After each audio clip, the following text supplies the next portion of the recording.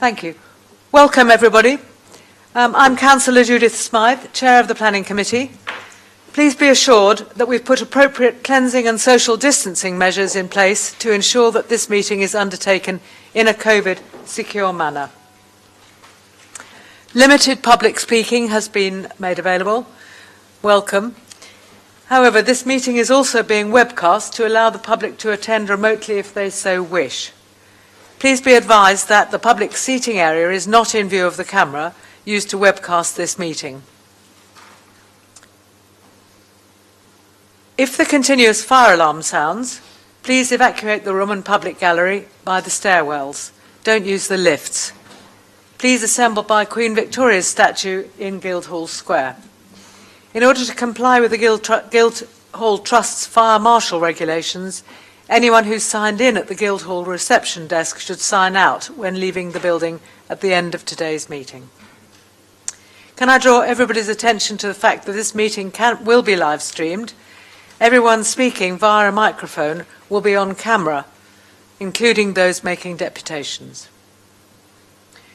Members of the press and public are also permitted to record the meeting on the understanding that it neither disrupts the meeting nor records those stating explicitly that they don't wish to be recorded. Is there anybody who is wanting to state explicitly that they don't wish to be recorded? Okay. Just like to ask everybody to introduce themselves, but before we do that, I just wanted to say a little bit about chairing the meeting. I will be chairing the meeting in a way that I hope is professional and fair, but also means that we can move the meetings through efficiently without sacrificing on everybody's need or wish to speak.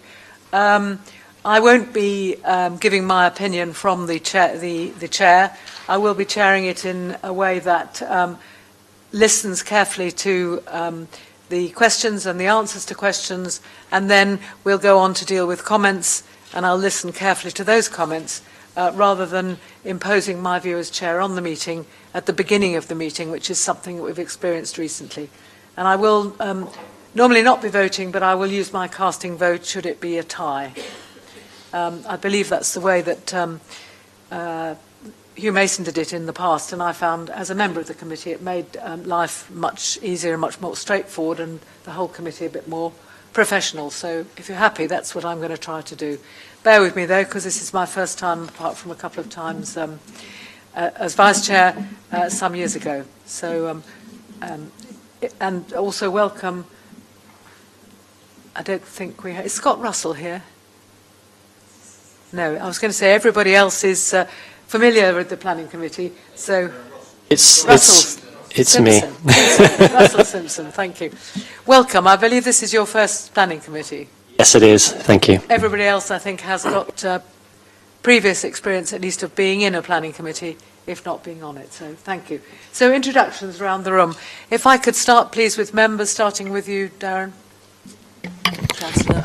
Thanks, Judith. My name is Darren Sanders. I'm a member for Baffins, North Milton and South Copner. John Smith, Eastern Craneswater. George Fielding, Central South Sea. Councillor Steve Pitt, Milton Ward. Good afternoon, Chair. Councillor Chris Atwell, St Thomas Ward and Vice Chair of the committee. Lynn Stagg, Ward Councillor for Baffins. Thank you. Symes, Eastern Craneswater. Russell Simpson, Hilsey. Councillor Scott Pitt, Harris, Hilsey Ward. Thank you. Thank you very much. And then to you. Good afternoon, everyone. I'm Juliette Gill. I'm the Principal Planning Solicitor at Portsmouth City Council. Thank you, Chair. Ian Maguire, Assistant Director for Planning and Economic Growth. Jane Dodino, Local Democracy Officer. Alison Harper, Local Democracy Officer. Thank you. I'll ask people who are doing deputations to introduce themselves at the beginning of the item, if that's all right. Do we have any declarations of interest in this particular agenda? Councillor Sanders. Thanks, Judith. It's a blanket declaration. I live in a house of multiple occupation, which is currently licensed. I believe that is a personal and not a prejudicial application. Interest, sorry. Councillor Peter Harris. Thank you. Just on relating to item 6, 331 London Road. Obviously, I've spoken to this one at length with my ward colleague, Councillor Dan Weems. Me and him have very much the same opinion, so I don't think it would be right and proper for me to actually sit on that application. So I'm going to sit out and deliver his deputation and slightly deliver one of mine as well. Anybody? Chair, not a declaration, but I have a long-standing previous engagement, which means I will need to leave between 4 and 4:30 at an appropriate juncture. Thank you. And we have apologies for the meeting from Councillor Robert New and Councillor Peter Harris as his deputy, and Councillor Gerald Vernon Jackson with Steve Pitt. Welcome back to as his deputy. Thank you. Are you happy with those declarations of interest?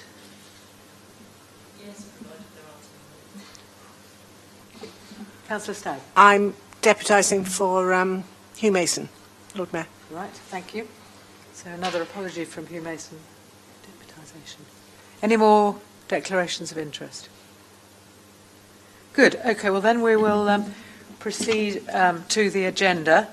I first of all got the minutes of the previous meeting held on the 13th of April 2022. Are there any matters arising from them before we go through any questions about accuracy? Page 5, 6, 7, 8, 9, 10, 11, 12, 13. Councillor Lee Hunt, who was the chair up until now, isn't here to sign them. Are people happy? I was at the meeting and I thought they were accurate. Is it in order for me to sign them in that case?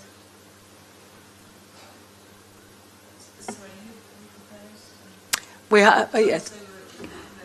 Yes. I propose that I'll sign them. Thank you very much. Do we have a copy to sign, or do I do that later?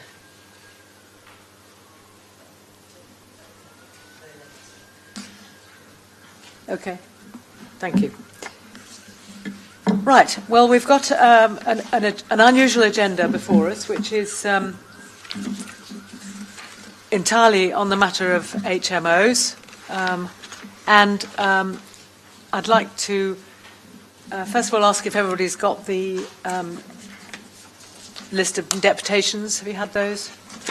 And there's a SMAT here as well. Has everybody got this? Good. So we're going to propose, because of the people making deputations, that we change the agenda so that we put item 4,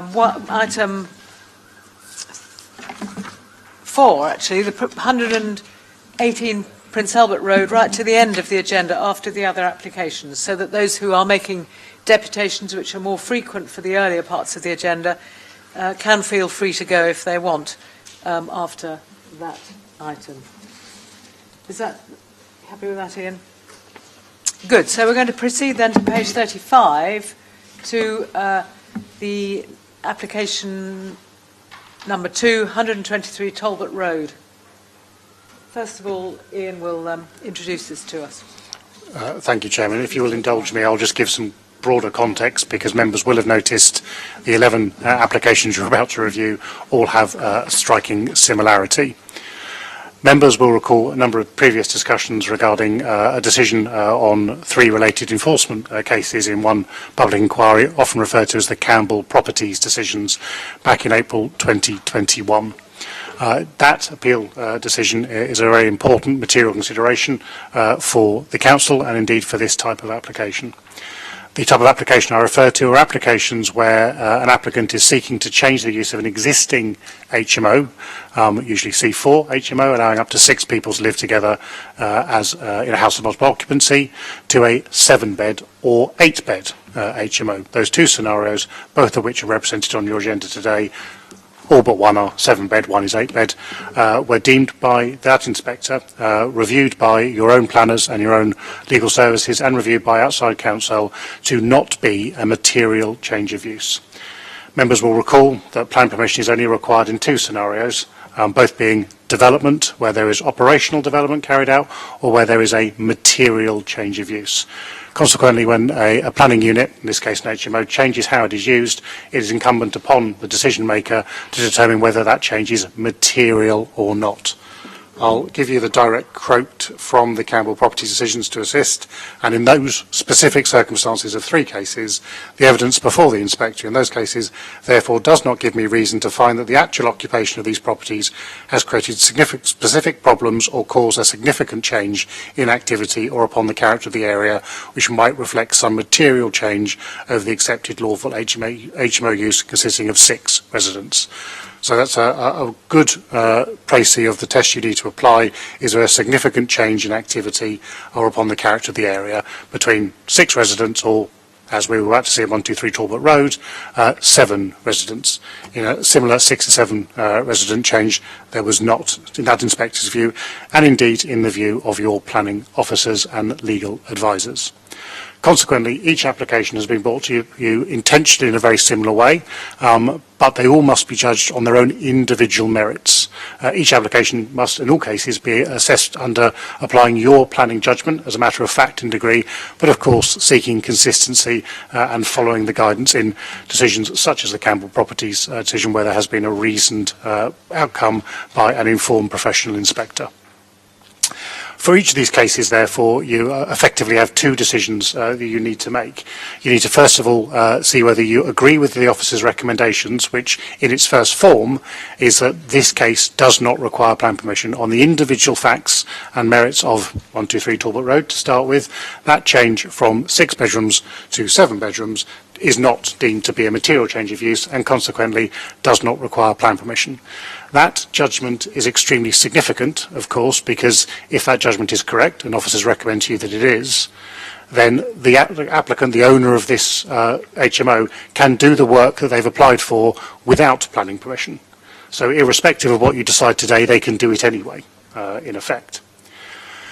That's a very significant fallback position, obviously, which gives very significant weight in the determination of the application. Consequently, irrespective of compliance with policy otherwise, the recommendation of officers for each of these such cases, because the same conclusion has been drawn on the individual merits 11 times in today's agenda for these planning applications, in that circumstance, as they can do it anyway, we are recommending an unconditional permission. It's the first time in my career I've ever recommended an unconditional permission. Usually conditions are entirely appropriate, but I've never been asked to look at something which we have assessed carefully and concluded does not require planning permission. So the first judgment for you on each case is, in this case, does this need plan permission and why, so we can capture that why in the minutes if that is the case.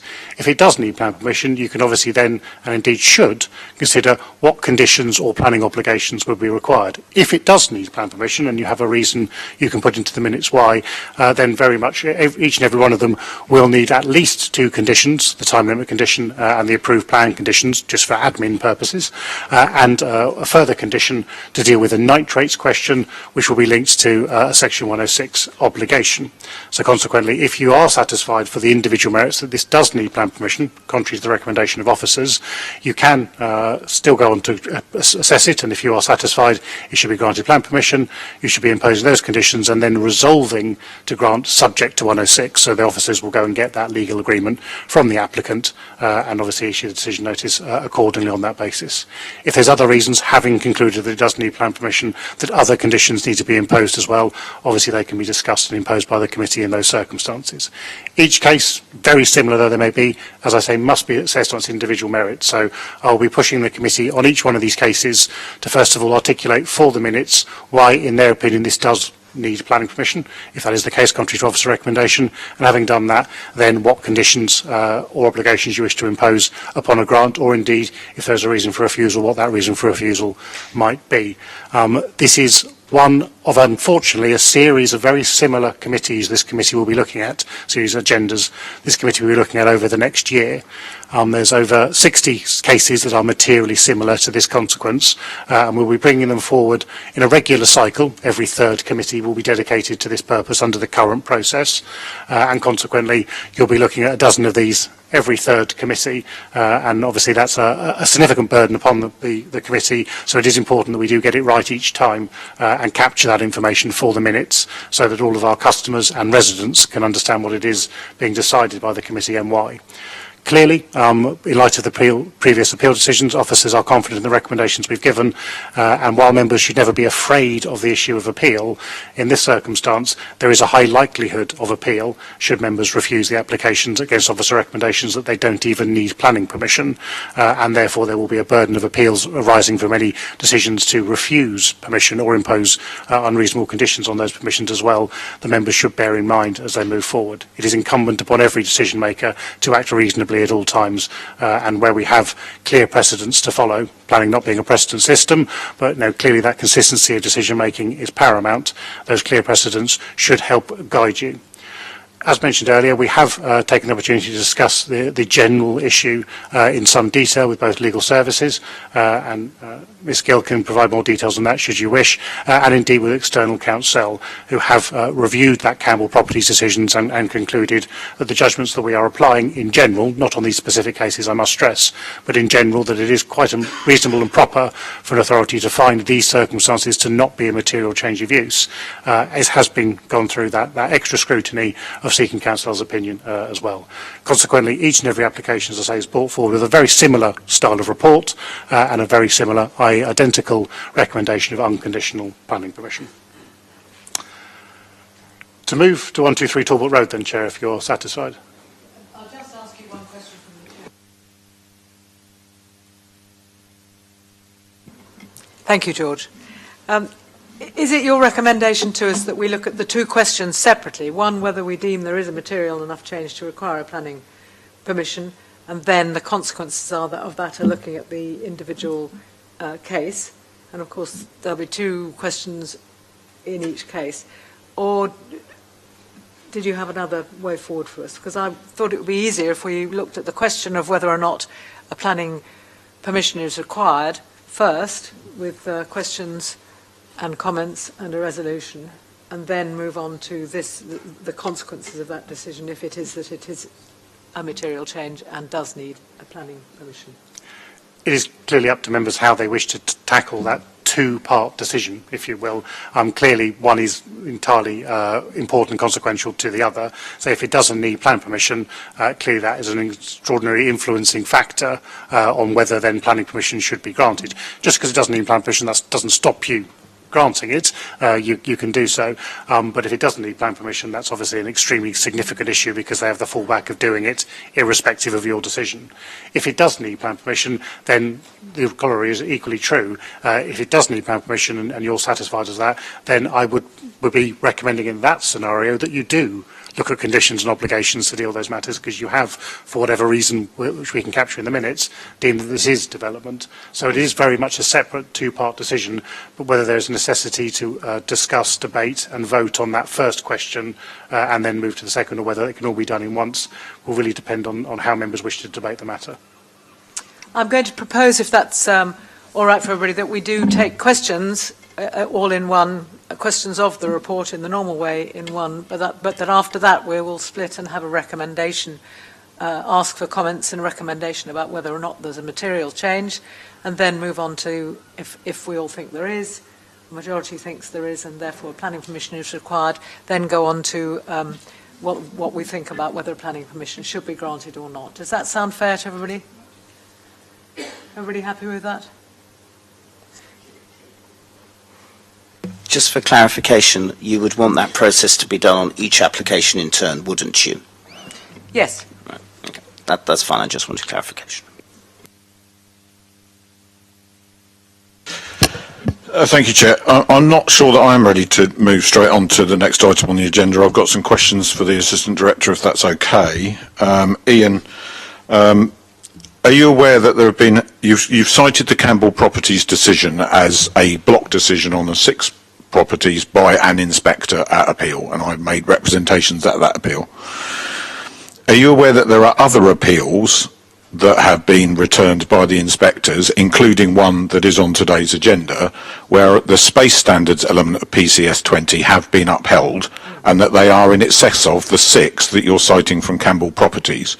And therefore, could you explain to the committee why you were giving 100% weight of consideration to the Campbell Properties decision, and it would appear, forgive me, no weight whatsoever to the multiple other decisions by multiple different inspectors that this committee has seen in upholding our space standards policy?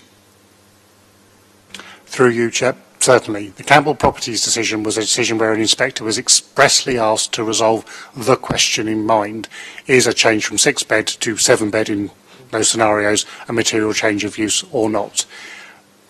He, in those scenarios, judged that it was not a material change of use, 6 and 7, 6 to 8. The other appeals, and say there's several referenced in here, some are pre-Campbell Properties, actually that's not that significant as a distinction. The other appeals referenced in here, where appeals have been assessed for 6 to 7-bed changes and assessed on their own merits, did not engage that question. So it is not that an inspector has said, looking at this application, I am satisfied that the change of use from 6 to 7 requires plan permission, and then went on to assess the merits. They just simply didn't address the question of whether a change of use from 6 to 7 was required. So we do not know what the inspector's opinion of that was. Where we've challenged the inspectorate on these matters and raised them in more recent appeals, the inspectorate have declined to make further consideration, because it's not necessary in their view, whether we agree or not necessarily in their view, to determine the application before them. The Campbell Properties was an appeal decision, so there was a specific ground of appeal for an enforcement matter, which was whether or not there's a breach of planning control. So the inspector couldn't sidestep the question whether this was a breach of planning control, i.e. whether this was development without planning permission. Similarly, an appeal for a certificate of lawfulness wouldn't be able to sidestep the question, but to be blunt, they can and have sidestepped the questions where it's an application for planning permission, and they simply decreed that they're not going to answer that question. So we don't have some appeals saying this is development, other appeals saying it's not. We have 3 appeals saying it's not development, and other appeals silent on the matter, and that's the distinction. With permission, I've got some follow-ups to try and tease this out. I understand that, but nevertheless, an inspector is only legally allowed to take into consideration in their deliberations matters that are material in planning terms. Is that correct? Correct.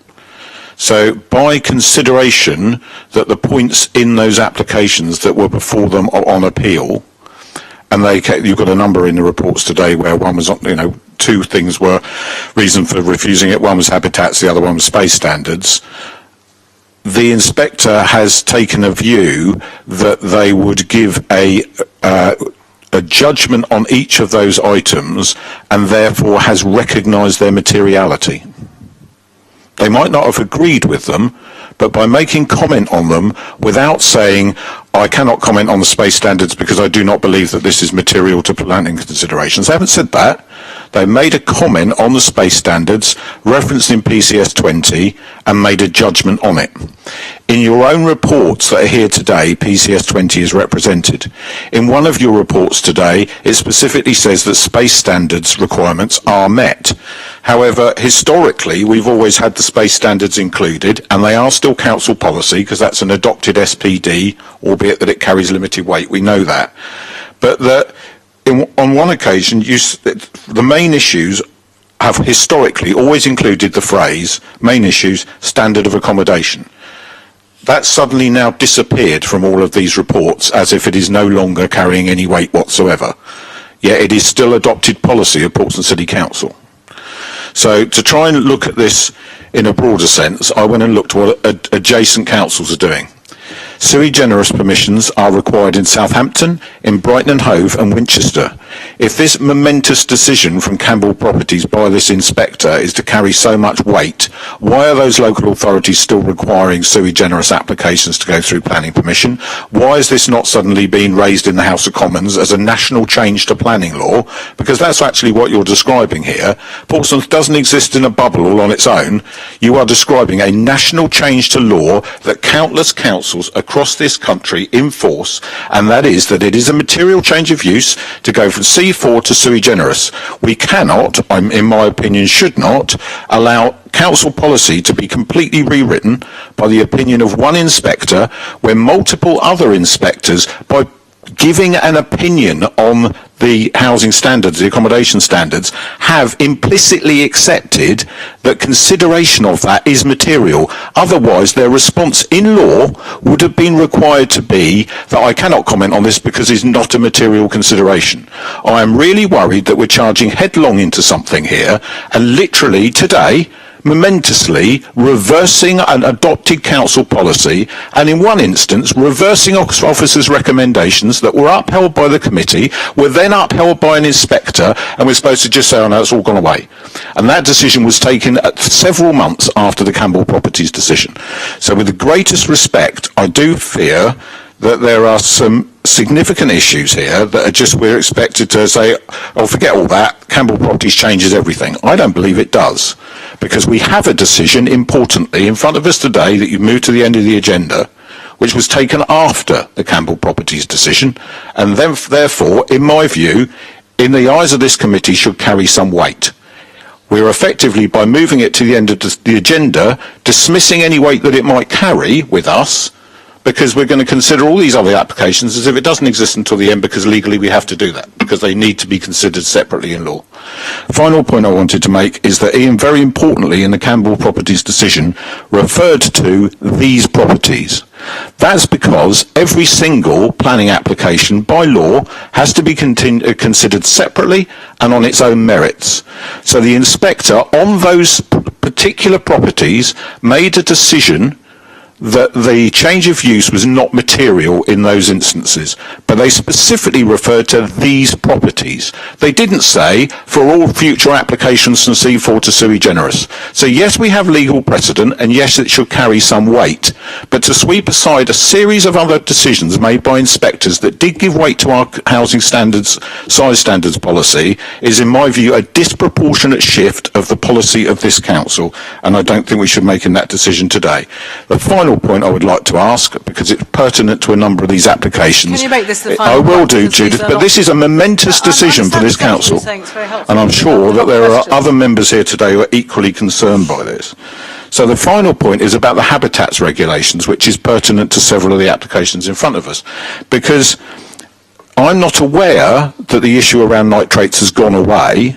And it was my clear understanding, as the cabinet member who had this dumped in their lap on the first day of being in the role under a previous head of development control, additional overnight stays is a phrase that I was repeatedly told. If it requires an additional overnight stay, it's material and it needs to be considered under nitrates mitigation. Adding a room or two rooms to a C4 to turn it into a sui generis is adding additional overnight stays. How has that suddenly disappeared? Natural England have not reversed their view. In fact, they're now taking harder enforcement action against other local authorities who didn't do what we did and come up with a proper methodology for addressing the nitrates issue. So I, for one, do not want to place this council in a position of jeopardy for legal challenge by saying, well, we've got a decision on that, let's just move that to one side, and ignore policy that we have adopted, debated, discussed in this chamber and in exec meeting room 3 when we were talking about this over the last several years. So it's not sudden that we've got here, and I don't think we should suddenly be moving away from it either. I've got two suggestions here. We could move to making those into questions. Some of those questions are ones I've asked Ian before in preparation for this meeting. Did other people go to the briefing on Monday at all on this? Did this come up? So there was some discussion around this thing then, and preparation of us for making these decisions in public, of course. There are probably 3 questions that you can draw out of that, and it may be worth doing that. Or do you want to make a proposal? And one of the questions would be about the comparison with the sui generis decision in other authorities that you've looked at, and the other one would be about the nitrates and where's, in fact, the nitrates question is one that I was discussing with Ian just before this meeting started. Do you want to make this into 3 questions, or would it be better, in your opinion, if you put a recommendation that we abandon the meeting and had another one on this subject, which I know will be very difficult for officers to deal with because we're trying to remove a very big backlog. But I understand what you're saying about a momentous decision. Of course it is. If you're making that proposal, then we can vote on it now. I think what we need to decide here is whether PCS 20 in its current form is still council policy.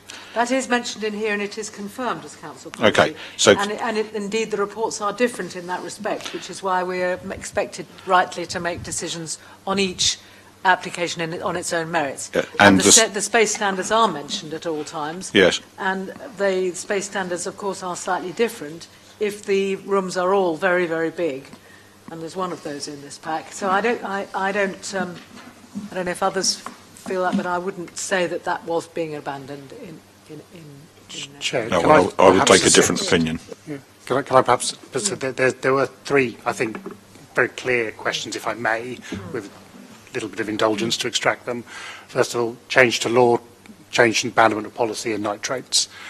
The key issue, and this is a really important one, members, there is no change to law. This doesn't create new law. This is the application of long-standing law. What Councillor Pitts invited you very fairly is to imply that inspectors have, in each and every case, applied their mind to the legal question, is the application before me one that requires plan permission? And Councillor Pitts suggested they didn't apply that and concluded that it did. We have no evidence one way or the other. As I say, they're silent on the matter. One could imply they did think it needed plan permission. One could imply they made no decision about it. But that's always been the case, has been the case since 1990. So the specific wording we currently have. So the law, this isn't a change to law. Similarly, it's not a change to policy. PCS 20 is still very much council policy. It's listed as a main consideration in each and every one of these applications and should be accounted for. The key thing I would invite members to look at is, and it's not that Campbell Properties is a definitive precedent. This is a judgment that I, as your Chief Planner, in consultation with all of my planning officers, in consultation with legal services and external legal advice, is giving you, in that, having taken that general advice and then looked specifically at these cases, in the same way that the inspector looked at 3 specific cases in Campbell Properties, these individual cases, let's just pick the first one, 123 Talbot Road, is not a material change of use on its own merits as a matter of fact and degree, in the same way the inspector did for those 3 cases. It is clearly open for a decision maker, this committee or delegated officers as the case may be, or indeed an inspector, to come to a different conclusion. It's a planning judgment for whatever reason. And indeed, the committee can today come to a different conclusion and say, we've looked at 123 Talbot Road, and for reason X, Y, Z, we think it is a material change of use. We've heard what the inspector said about the Campbell Properties one. This isn't one of the Campbell Properties one. This is a different site. You need to come to your own judgment. Our advice to you, our recommendation, that's been very long in formation, so we're very confident in it, but it is just that, a recommendation, is that this doesn't need plan permission, it's not material. You can decide that individual issue. To attempt a blanket judgment that they all need plan permission is to do exactly, as Councillor Pitts quite correctly said, something you shouldn't do. Campbell Properties was very clear. I wish to be very clear with you. It isn't a blanket judgment that each and every case of 6 to 7 doesn't need plan permission, or each and every case does need plan permission. It is required and expressly required now, rather than implicitly resolved, because we have this precedent here in Portsmouth that all of our agents and the specialist agents for this area are very well aware of. It is expressly required that you articulate why, in this case, it is a material change of use. But you're perfectly able to do that. That's your individual choice on a case-by-case basis. Might be some you think don't need plan permission, some that you do, for whatever reason you wish to do so. That is a material consideration. Our legal counsel is very clear on that. The Campbell Property decision itself is a material consideration, and quite clearly whether or not there's a fallback of being able to do it without plan permission is undeniably a material consideration. It is an overriding one, in my opinion. My professional advice to you. Compliance with policy is another material consideration, a very important one. In fact, you should be making decisions in accordance with your development plan. Your development plan says you're seeking mixed and balanced communities and a good quality of amenity. The SPD, which gives you that detail of space standards in a numeric way, and the 10% rule and all those kind of things, that's guidance, and that is another material consideration. Your job is to balance all of those material considerations together and determine whether they allow unconditional approval of plan permission, conditional approval of plan permission, or indeed refusal of planning permission. So I would wholeheartedly agree with Councillor Pitt's assessment, but that's the judgment you need to make 11, 12 times today, and all of those matters were very clear in the minds of officers. One of my officers has just provided me some more information as I'm sitting here, and just to give you, again, some broader context, and I'm wary of overwhelming you, but we've had another appeal decision for a similar change of use, where the inspector did, in fact, because we specifically asked, can you deal with this question, this 6 to 7 question, and here he expressly decided not to deal with it, rather than implicitly failed to deal with it, as we've got the case, and he expressly stated that, notwithstanding these decisions, Campbell Properties, whilst I have determined the appeal on the basis that the change of use has already occurred, it is not for me, under a Section 78 appeal, a refusal of planning permission, to determine whether or not the existing sui generis HMO use of the property is lawful. So he simply said, I'm not going to look at that. That is a derogation of his duty, because it is absolutely implied, and indeed has been implied by Councillor Pitt perfectly fairly, that is something you must do, and indeed I'm telling you it's something you do need to do, because how can you give weight to that fallback position or not, unless you know whether that fallback position exists or not. So you, as the Campbell Properties Inspector did, you need to make that judgment in each case. Final comment on this, if I may, before I get to the nitrates question. The key thing, and just for an important piece of language, this isn't a matter of C4 to sui generis changes of use. This is a matter of a 6-bed HMO to a 7-bed HMO. Those other terms associated with the use classes order don't really assist you in your judgment, because quite clearly, and I can easily say there will be many examples where a 6-bed HMO turning to a 10 or 12-bed HMO is a material change of use. That is equally C4 to sui generis, but is a very different change in the activity and occupation between 6 to 7-bed HMOs. So it's important you're looking at the merits of the individual cases, which are 10 6 to 7-bed changes and 1 6 to 8-bed change in today's planning applications. The nitrates question, just very quickly. Again, nothing, and Councillor Pitt is quite correct, has changed from Natural England. Nitrates are required where there is a development that requires that creates additional overnight stays. However, if there is no development, because it doesn't need plan permission, then they don't need to provide that nitrate issue. If you decide that it is development, then my recommendation to you is you should resolve to grant subject to 106 and the necessary conditions and seek that nitrate requirement. But quite clearly, if it isn't development, it is not reasonable to require the mitigation, because they could do it anyway. So that's a straightforward, if you will, relatively technical and administrative outcome, depending on that first question of whether or not it is development. So quite correct, nitrates is still very much a significant issue for, frankly, the whole country now, and certainly Portsmouth, but clearly it's only engaged in a planning matter where planning permission is required. And so in these cases, our advice to you is it's not. But if you come through exercising your own planning judgment to a conclusion that it is required on each and any of these cases, then indeed nitrate mitigation would be required, and appropriate conditions and obligations sought as part of that resolution. Can I just get some clarification here? I think Councillor Pitt was implying that if any additional bed night is involved, then it is going to be a material change because of our requirements for nitrates. Is that the case or not? Is that right, Councillor Pitt? Yeah, so a broad segment, this comes back to that judgment of materiality. What is the reason? And I don't wish to prejudge any of the individual cases before it, but as a pure thought experiment, so not assigning it to any of the individual cases here, when you're looking at whether a material change of use has occurred, what you're looking for is whether there is a significant change to the activity of that occupation. Now, in the Campbell Properties, I say, they recognising that there was, by its definition, 1/6 more activity, and describe activity as you choose, the inspector was satisfied there wasn't a material change. One of those activities that was increased by 1/6 in those cases was clearly the amount of wastewater produced, and the in combination impacts that will subsequently have on nitrates and other issues. Other impacts would be, refuse and recycling increases, movement, noise, activity. All of these things are undeniable changes. 7 is a different number to 6. Is it a material change, is the judgment. In those cases, back in April 2021, wasn't deemed to be material in light of any of those information. However, it is a judgment for you. And if there's enough small component impacts that by increasing them by 1/6 to get from 6 to 7, that they, in your view, and it's for you to decide, do result in a material change, then the need for plan permission is engaged, conditions and obligations, and indeed nitrate mitigation would consequently flow. You just need to articulate what those individual factors on the merits of these cases are. ideally in a way that can be distinguished from the Campbell property judgments, because that's what will be tested on appeal after all, but for you to make that expressed opinion, that's what we capture for the minutes, and then you can judge the application on its merits in light of that, including the judgment of its compliance or otherwise with PCS 20. Does that answer that particular question? It doesn't for me, because the very nature of the nitrates policy was that one single extra bed would be material. Is that correct in your understanding? That was what we were told by Natural England. I attended, in my role as Cabinet Member at the time, cross-council discussions with lawyers, planning experts, etc., dragging ourselves all over Hampshire, meeting in different places, discussing this.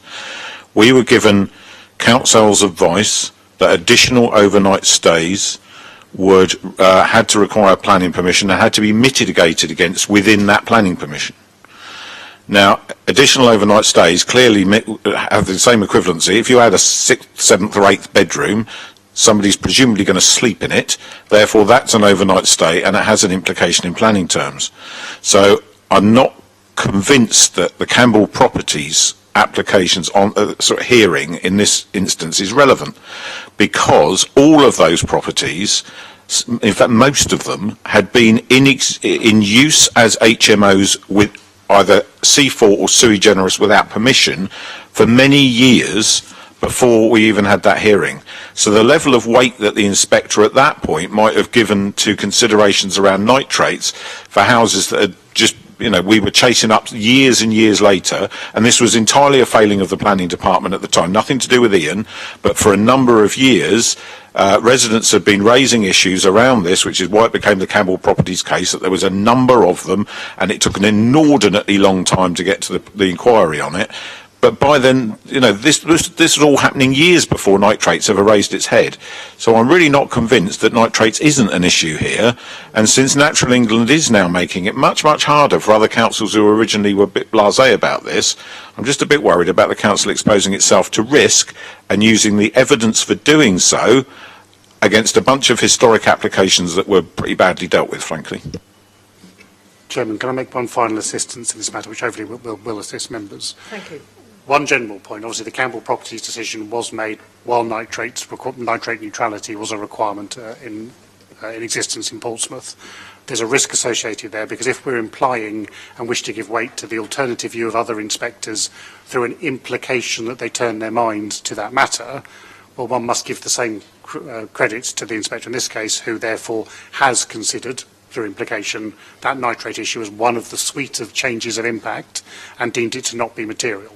So if one is to give that fair overriding implication to all previous inspectors that, irrespective of what they said, they did have a holistic and comprehensive review, one must do the same.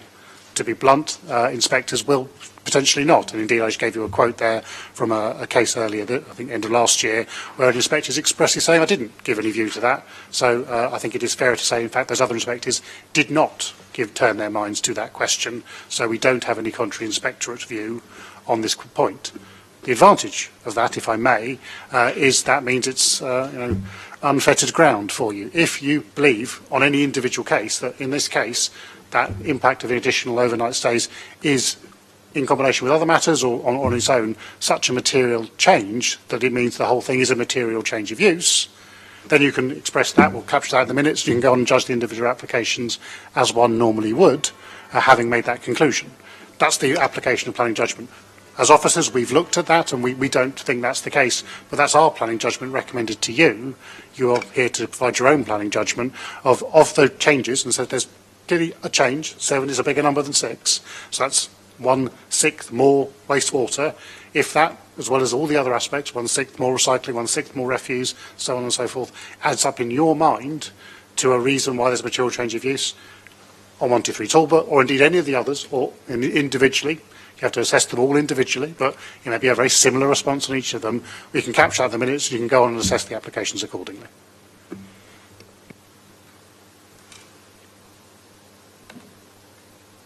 The other question that you asked, I think, although it was more of a statement, Councillor Pitt, was about the comparison with the same circumstance in other authorities. I'm guessing that's because they've got a different policy in terms of space standards and other things, which we could have if we wanted to. Have you any answer or comments on that? I can only give you a general point on that, because obviously this is a judgment that occurs prior to the application of policy, because it's irrespective of policy whether something needs planning permission or not. It's not a policy matter, which is why it was important to distinguish making a judgment of whether a change of use from C4 to sui generis requires plan permission. I can bring you any chief planning officer in the country in, and they say, yes, there'll be circumstances where that requires plan permission. I gave you an example myself, 6 to 10 probably does need plan permission. But, you know, I've never seen a specific outcome from any individual planning authority asked the question, if it was a change from 6 to 7, if they were converting a second floor study room in a 6-bed HMO into a bedroom to make a 7-bed HMO, is that a material change of use?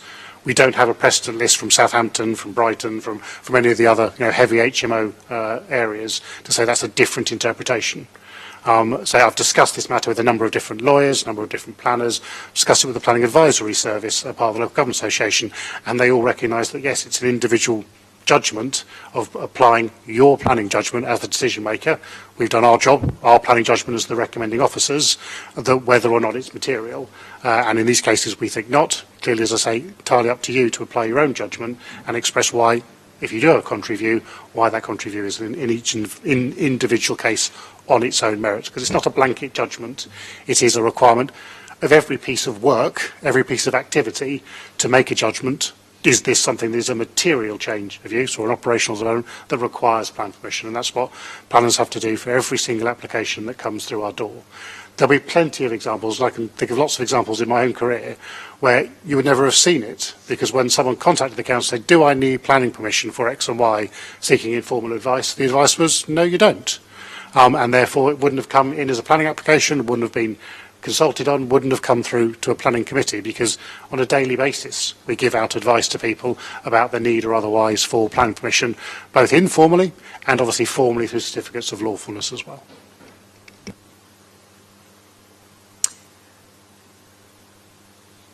I knew this wasn't going to be a very easy committee, partly because we're dealing with one subject, and that raises in all our minds the question of the adequacy of our policies and the ways in which we can look much more widely about this question.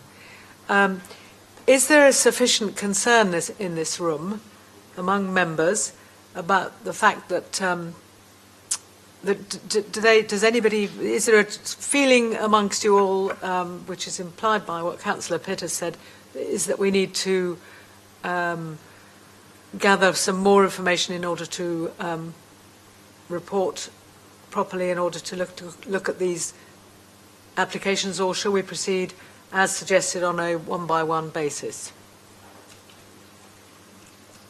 I mean, it's within our rights collectively to say now we need more information, such as what's going on elsewhere, such as what about nitrates, and get that tested by council, although we've had reassurance from our professional advisor here that that's not the case, or not. Chair, can I just assist on the habitats regulations? They apply, you need to carry out an appropriate assessment on the grant of planning permission. You have to speak up a little bit, please. Sorry.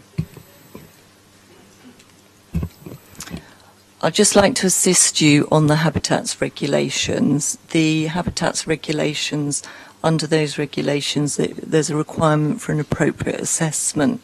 That appropriate assessment, that needs to be done where there's a grant of a planning permission, or reserve matters or prior approvals.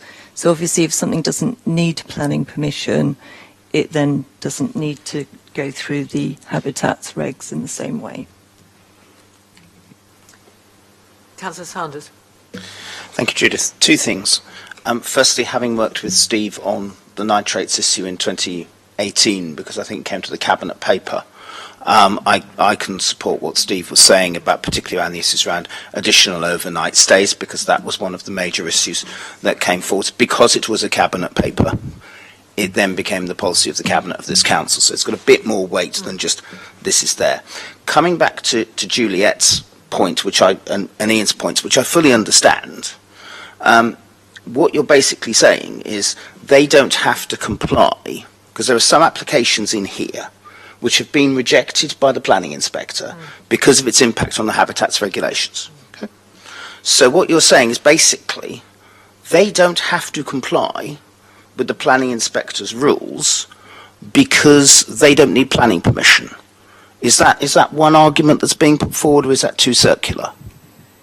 No, on those, the inspectors have said that they are refusing them on the basis that they haven't provided a Section 106 agreement for the nitrates and the recreational bird aware payments. Had those been provided, he would have granted planning permission for them. Sorry, Judith, I do understand that, but what I'm getting at is if one of the arguments you keep talking, in every document here there is something called the fallback position. And the fallback position is that they don't need planning permission. So if they don't need planning permission, then they don't need to provide that. Have I got that right? If I've got it wrong, please say so. Those appeals, the inspectors have not addressed the question of are they development, do they need planning permission? So they haven't done that first step. Okay. But one of the applications ahead of us is for non-determination. So I'm assuming, I'm not commenting on what I think of that application, but just, again, and then part of that is the habitats regulations. So I'm assuming that that is of some significance. Have I got this right? Because if it's not of any significance, then we can ignore it, but it sounds like it is. The question you, if I could help. Of course, Judith. The question you appear to be asking is if there is a fallback position that doesn't require planning permission, does that mean that the obligation of having an extra night, a person night in the house, means if they can get away without fulfilling the nitrates obligation? Pretty much, yes. If I can assist, Chair, I think I'll give you the direct analogy of why it's material, if it's material. Apologies. Everyone else other than Councillor Sanders, if you live in a C3 dwelling, I do not wish, and I will not ask you to, by raise of hands, say how many people live in your C3 dwelling. It'll be a different number for all of you, I'm sure.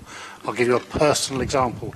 In a 12-month period, my own C3 dwelling changed from 2 occupants to 7 occupants to 3 occupants, entirely lawfully, all part of the same household. I'll bore you with the anecdote another day. That obviously has significantly more overnight stays, and if I was in a nitrates protection area, my home is not, would have that notable change in impact. It is not a material change of use, however, because it is not judged by the same judgment you're applying now, the application of planning judgments, that change in occupation of activity, to be material. So therefore, it's never engaged.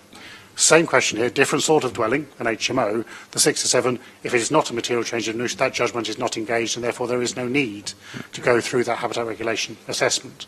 As I said earlier, though, if there is, in your judgment, a material change of use, then it immediately and automatically requires that judgment. All planning permissions that are likely to have that significant effect, and an increase of 1 bed space in the whole of Portsmouth is, in combination with others, likely to have that effect and consequently disengaged. So it's material if it's material. If it doesn't need plan permission, not development, it's not material. If it does need plan permission, absolutely it's material, and it should not be granted without that obligation to provide nitrate neutrality through conditions and planning obligations, which you can impose as a planning committee as part of the resolution today. Thank you for that. Ian. I seem to, I'm finding it a bit difficult to read the meeting, but I think you're all saying let's plough ahead and do it one by one. But is that the feeling of the meeting, or do we need to, Scott? Just a bit of, I think Councillor Pitt and the Assistant Director have articulated these points very well. The only thing I would say is you wanted to vary the agenda. I think we need to deal with Prince Albert Road first, because that is the nature of the conversation we're having. It needs to be dealt with and get out of the way so we can actually go through the agenda. I think that would be important for process. Do you want to comment on that? So the merits for each of these, including the enforcement matter, are exactly the same. So I'm not sure I understand the reason why you'd want to move that forward. The suggested alteration is to allow public speakers to speak. As you can see from the agenda, we generally structure the agenda to allow deputations to occur first and then do them pretty much in date order thereafter, so that's why it's been moved. But I'm not particularly concerned about it. As always, it's a mixture of ensuring that you're using your time efficiently. I'm just very mindful we've been here for 55 minutes and have yet to do an item of business. There are 12 items of business on here, and obviously those that have come to make deputations, I would be disappointed having to have waited this long to get to committee if we had to send them away for 3 months to come back again. Councillor Pitt pretty well proposed that we should suspend this decision while we look at it, seemed to me, but otherwise, should we go ahead? No, Chair, I certainly didn't do that. I recognise, and I was very careful in my use of words, to say that every planning application has to be considered individually on its own merits. So I was concerned about a blanket change of policy affecting all of the applications, because whilst you have to do that, it would be an absolute nonsense on 11 applications that are almost identical to then come up with 11 different explanations as to why they are different from each other. So we have to have some consistency here, or otherwise equally we will be challenged by the inspectors for talking nonsense. But I don't think there's any reason why we can't consider the applications today and judge each of them individually and on its own merits. Whether we take the same view as the officers or the legal advisors, I think that remains to be seen, but I would second Councillor Peter Harris's proposal that we move the Prince Albert Road address to the front of the meeting. I'm going to just briefly take a show of hands about whether we want to move Prince Albert Road back to the beginning of the agenda, just because we can't go on. Just how many people want to do that? 1, 2, 3, 4, 5, 6. We seem to have a majority of those who are eligible to vote on that. Can we move back to that then? Let's do that. I'm sorry to those members of the deputations who we were trying to save the agony of listening further to our debate, but that's fine. So we'll go back to the order in the agenda, and we will start with item 1, which is on page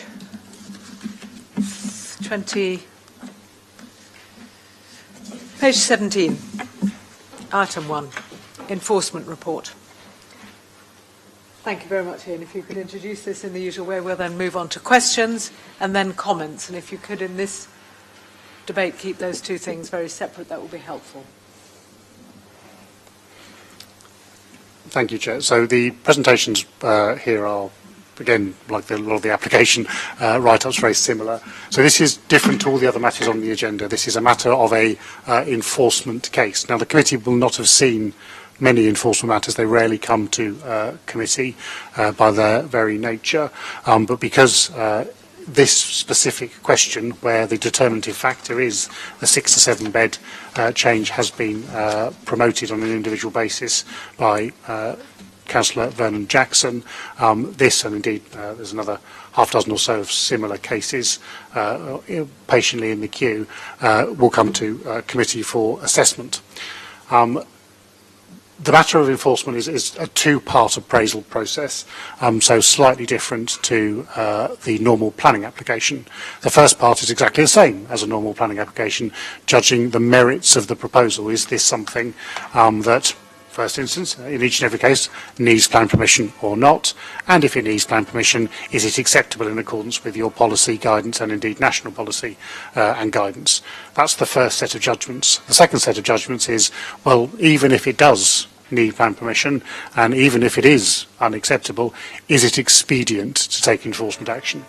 Today's report is just really concerned with that first question, because if members are satisfied that action should be taken, a further report will need to be prepared in consultation with the city solicitor on those specific steps to remedy the breach, because there's a number of different ways that can be done. The recommendation today is that there is no breach of planning control. For all the reasons we've just discussed, there is no material change of use, thus no development, thus no action to take, and the recommendation is consequently no further action.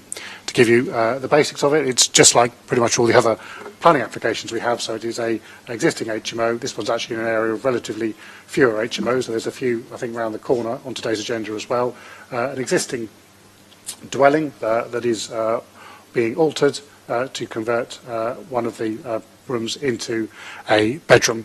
That ground floor lounge, I think is the bedroom 7, I think, top of my head, is changing from lounge to bedroom 7. So it's existing 6-bed HMO with a ground floor lounge becoming a 7-bed HMO. 67 on its individual merits in this case is not considered to be a material change of use, and consequently no further action is recommended. To provide the greater depth, to assist to speed through the discussion, if members are satisfied for whatever reason, this does need planning permission, and therefore there is, if you will, a case to answer. Members will then need to turn their minds of its compliance with policy. In this case, I can advise you, members, that a key material consideration, as discussed elsewhere in the report, is, as one would expect, that quality of internal communal living standards. There is about 29.8 square metres of communal living standards, and for a 6 or 7-bed HMO, we would expect to see 34 square metres. So it has less communal living space than we would normally require in such circumstances. I would mention for completeness that this site has already been licensed by your private sector housing team, who have obviously undertaken an individual assessment and deemed it to be acceptable for 7 people. Licensing is a parallel process to planning, but obviously it undertakes much of the same judgments in terms of the quality of that internal space, and your private sector housing team have deemed that this is acceptable for 7 people, and indeed they licensed it on the 1st of April 2020, I think it is. The licence is in the agenda for a 5-year period, so it's been licensed for that purpose. That's obviously been brought to our attention, hence the enforcement investigation. As I say, recommendation is that no further action be taken.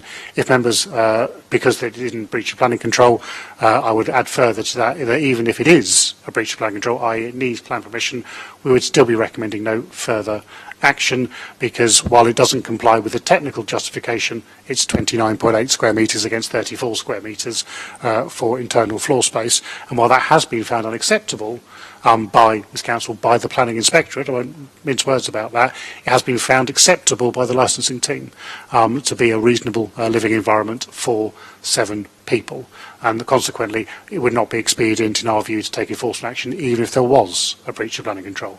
However, both those judgments, whether there's a breach of planning control and whether it is, as non-compliant with your guidance, an unacceptable living environment, thus it's expedient to take enforcement action, is the judgment for the committee today. Thank you, Ian. Are there questions, specific questions? I'll take Councillor Sanders. 2. Judith, if I may, just for clarification. You say the licensing was granted in April 2020, yes? Is it right that in paragraph 1.3, planning permission for this application was refused on 18th of January 2021? And so that it was refused after the licence was given in the first place. Okay, fine. In paragraph 1.5, we have the inspector's quite detailed judgment, for which thank you for Ian and the team for putting that forwards. Has the applicant changed anything about the application in line with that inspector's judgment? Anything? To my knowledge, no. I would add that the property, I think, has recently changed hands. I don't want to be unfair to the applicant versus the current landowner. Yes, to our knowledge, no, there's been no change since the refusal and dismissal of planning permission. Those are my 2 questions, Judith. Any other questions? Councillor Pitt. We've had this debate around the relevancy of licensing. At one point when Bruce Lomax was head of private sector housing, he used to come to planning committee and they used to go around the houses. Ian, are you able to give us a view as to what stance you would have taken on this application, therefore, if private sector housing had refused to license the premises? Because you're saying that in light of their decision to license it, but their decision to license it is not material consideration for us within a planning application because it's a parallel regime. So what's your view on that? To say that their decision to license it is immaterial, I think is probably not true. How much weight one gives to it as a material, there's very few things that are immaterial, to be honest. But because obviously what we're doing is using those considerations to help us assess and guide and see whether we wish to overrule our development plan. And don't forget, our development plan simply says we're looking to create good living environments. I paraphrase PCS 20. The guidance, that specific number, 34 square metres, is guidance and a material consideration. So it's not the development plan, it's only guidance. That is obviously a way to help us decide and to consider the quality of that internal living environment. That's exactly the same judgment that the private sector housing team have done, indeed with the same numerical guidance. They go to site and apply their professional judgment as to the quality of it, having that 34 square metres in their hand and saying, right, we know this is only 30, but is it acceptable? And in this case, they deemed that it was. If they had gone there and said, look, it's below the guidance and for whatever specific additional reasons, it's also unacceptable, because the layout's wrong or the quality of the layout is unacceptable, then for us to say that it's less than guidance and if it needs planning permission, we've skipped through that question and I will be asking members to come back to it, but on the basis, Councillor Pitt, that is already your conclusion. If it needs planning permission, that's something that's below our guidance and unlicensable. It would be an odd decision to say, well, actually, having done our inspection with exactly the same, if you will, quality of guidance, we've come to a different conclusion. So if they'd refused to licence it, then it is more likely, and we're in the world of hypotheticals here, it is more likely that we would be recommending a refusal of plan permission about the quality of internal living environment. But as a point of fact, they didn't refuse to licence it. They found that it was a quality living environment, and that similarly has some weight. How much, down to you as decision makers, some weight to be given to the whether or not it's an acceptable living environment, and thus whether or not it complies with policy, if policy is suitably engaged to that way, because it is plan permission. Any other questions?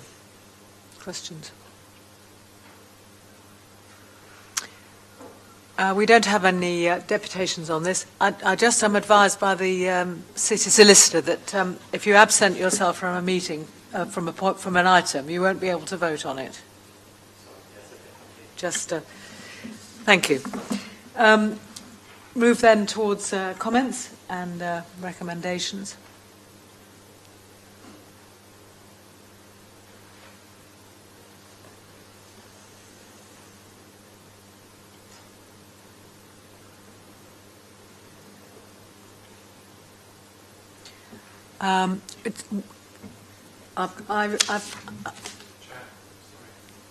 Thank you. I'm going to go with the committee first. We don't normally accept deputations that haven't been... we can invite... No. I thought that. No. I've just had legal advice.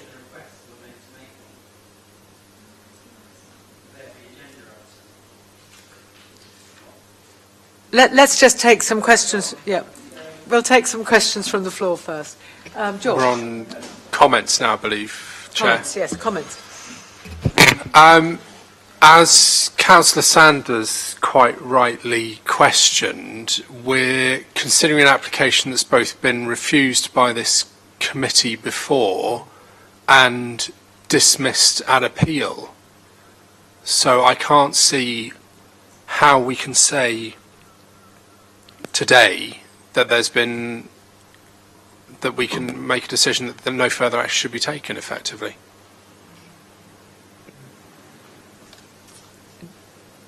Do you want to make that into a recommendation at this stage, or? Chairman, I will have to intervene. You must make the consideration, and you must make a two-part consideration. I'm afraid, members, you have no choice. You're here to make that decision, tied up to what decision you want to make. You must deem whether or not this needs planning permission, and if it does, whether action should be taken. It's not something you can abrogate and just say, well, it's been made before. It's been made in ignorance of a key matter, is the advice. You need to address that key matter. Does it need plan permission? Express a reason why it needs plan permission. If that's the case, we'll get that in the minutes. Then you can go on to make that judgment, which may be exactly the same as the appeal inspector was, that it's an unacceptable living environment, or it may be the same as the private sector housing team who thought that it is an acceptable living environment. But you need to turn your mind to those two parts of decision making. Thank you. That's very helpful. Darren. I do wish to make a recommendation, which is that firstly, I do think it needs planning permission. on the grounds that in the final paragraph of the inspector's report, and I will quote this, it says, consequently, I therefore find the under-provision of communal space would cause harm to the living conditions of occupants of the property.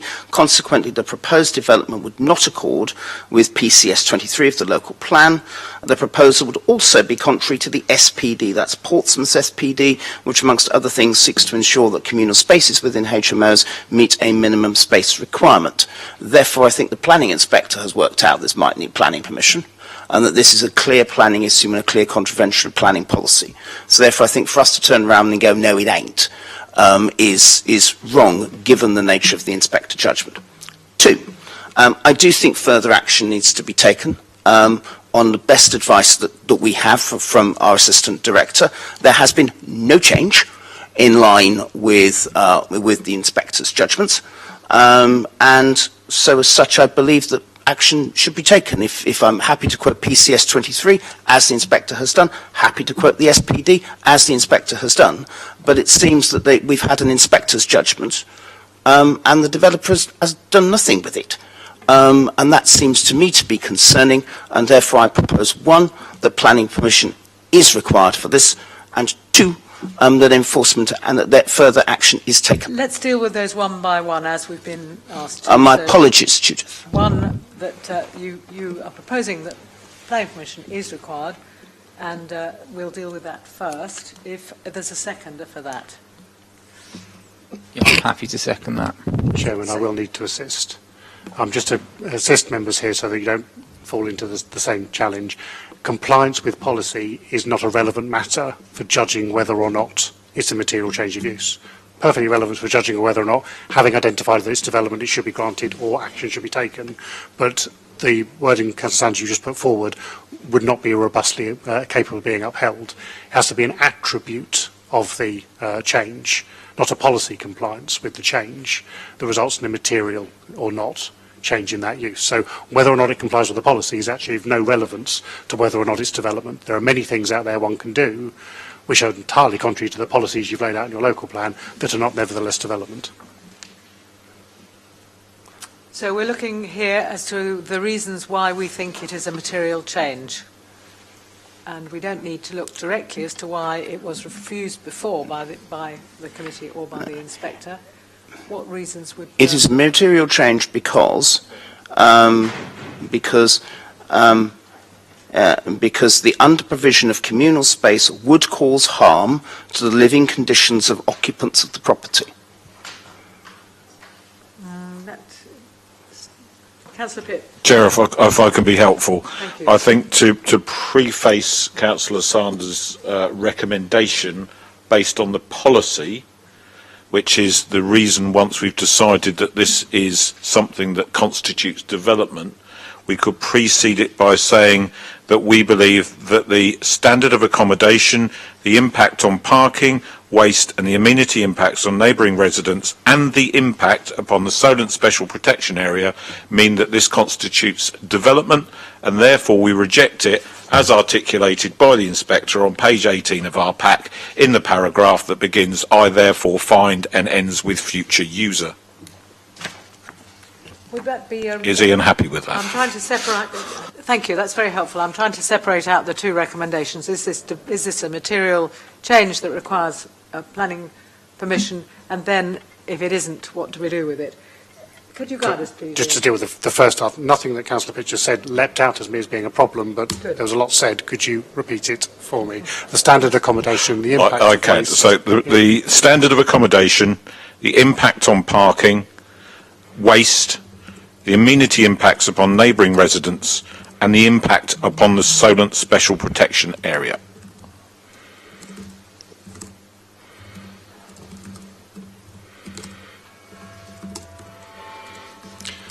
So the only guidance I can give members to that, and thank you, is, as I said earlier, 7 is a bigger number than 6, and clearly every single one of the things just raised by Councillor Pitt is capable of increasing by 1/6. What members need to do when coming to their conclusion based on if Councillor Sanders is happy to have Councillor Pitt's words placed in your mouth, is whether that change in each and every one of those is such that it would be material, or indeed sufficiently material when looked at in combination, that it results in a material change of use on the individual merits of this application. So all of them are planning matters, all of them are changes, whether cumulatively or individually they result in materiality, is the judgment that can be made on that first part of the decision. Councillor Pitt. Yeah, and I'm sorry that this is getting a lot bit bogged down in policy, but I agree with Ian, but the reason that we need to, in my view, we need to do this is we have the view of an inspector on a bunch of properties.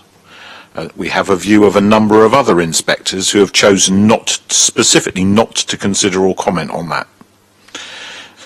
So we need to test that further, because as Ian's just read to us not 10 minutes ago, we've had another appeal decision back where the inspector has refused to take this into consideration.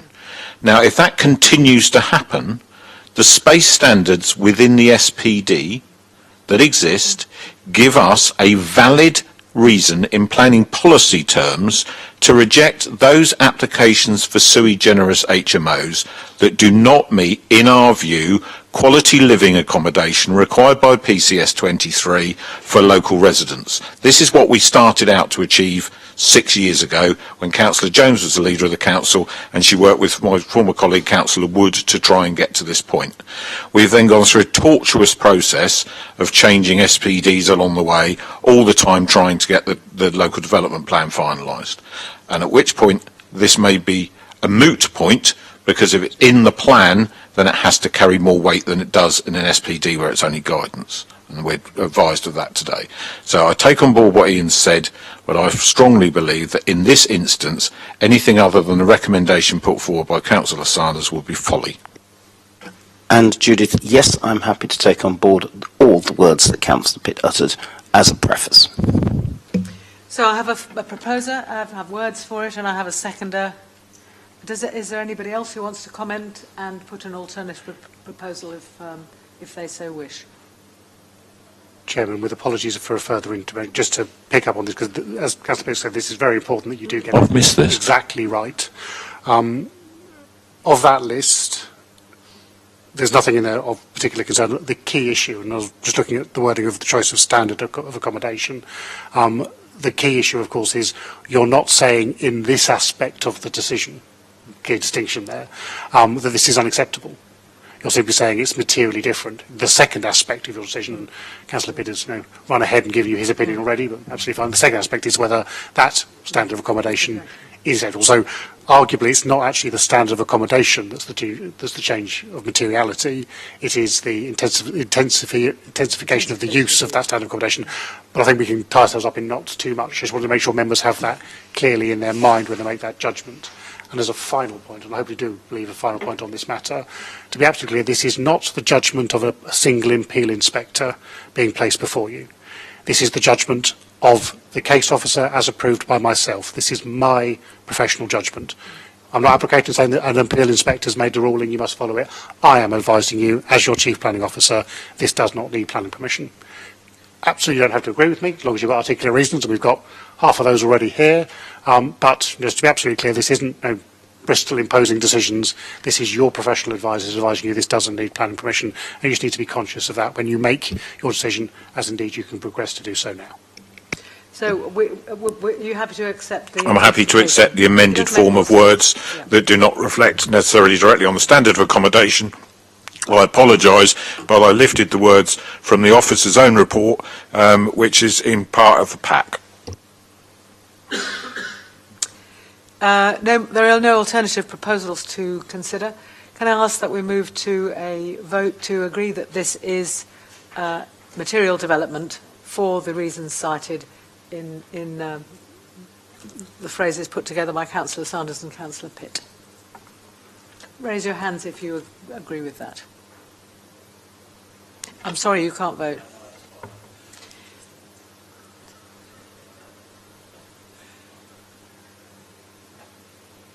Okay, so we have 5 people, six. Thank you. 6 in favour of that, and that's 6 out of the total of...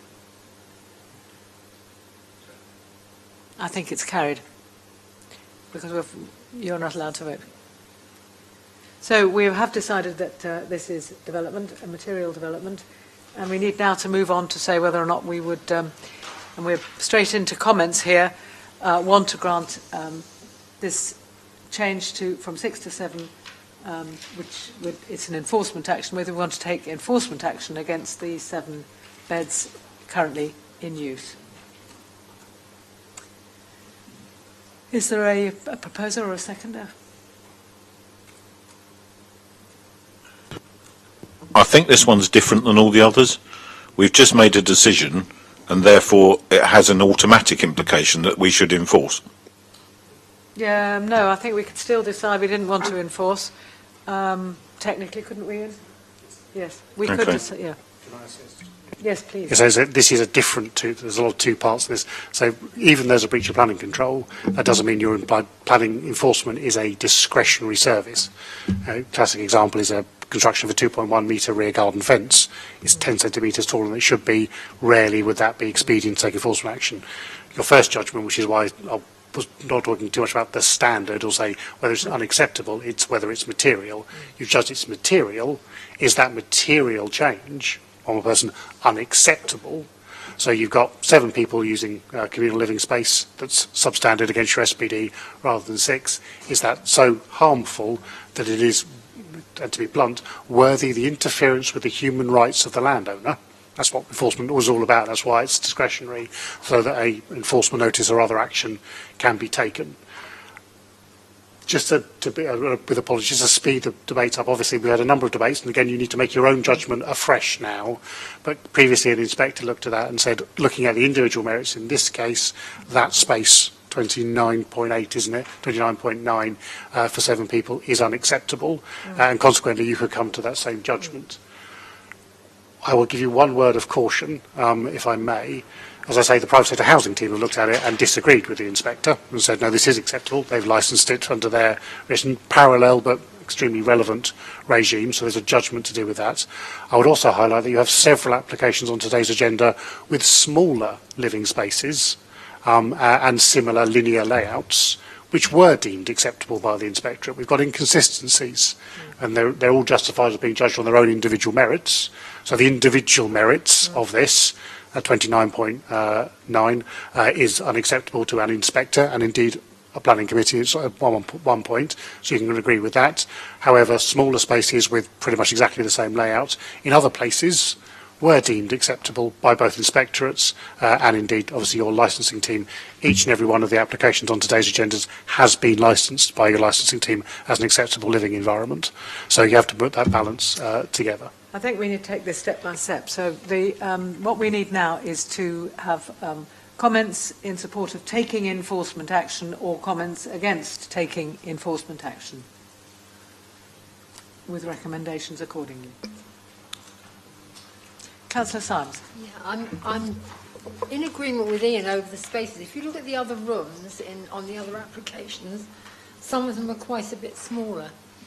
And would that mean then that we will be implying that enforcement action should be taken on those if we decide to refuse them? Is that what the implication would be? I'm not quite sure. Implications are a dangerous word. So some of these are retrospective, some are not. Some may well be retrospective while we've been sitting in this room because there's some of the alterations are relatively straightforward. It's just turning a study bedroom into a study into a bedroom. So that's literally just changing the furniture. That may well have happened since we last photographed the site.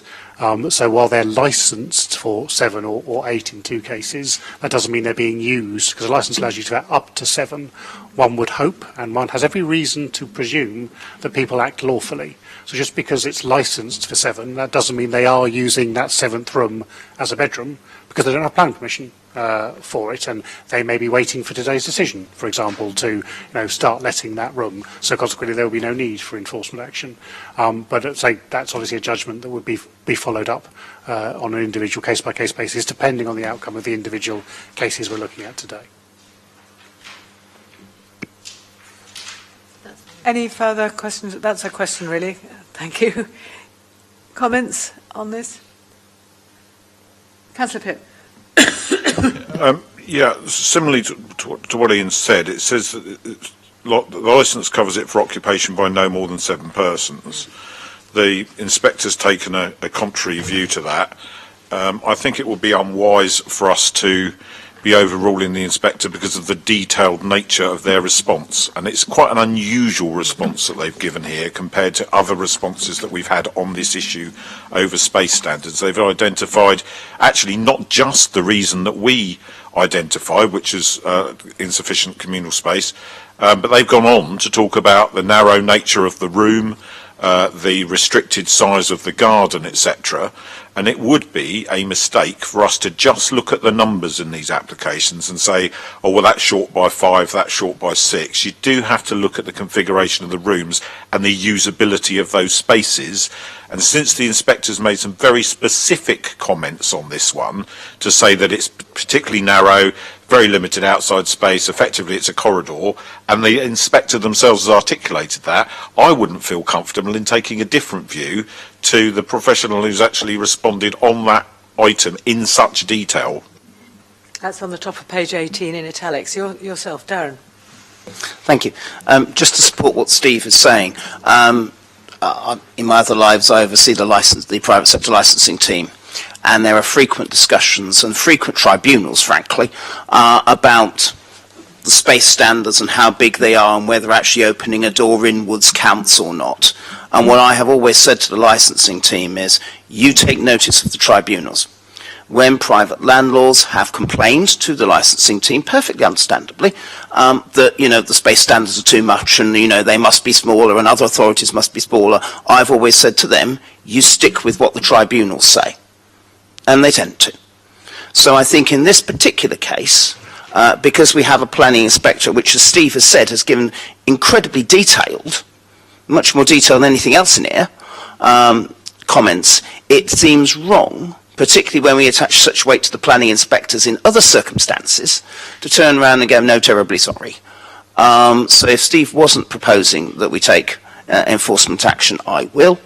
I'm happy to do so on the basis of, as Steve has said, that the inspector's been very detailed, and sadly, the developer and the owner has not acted on it according to Ian's best advice. If the house has changed as a result of the inspector's actions, then we can review that. But I think based on the advice that we have, the logical thing to do and the consistent thing to do is to press for enforcement action. Do we have a seconder for that? Okay.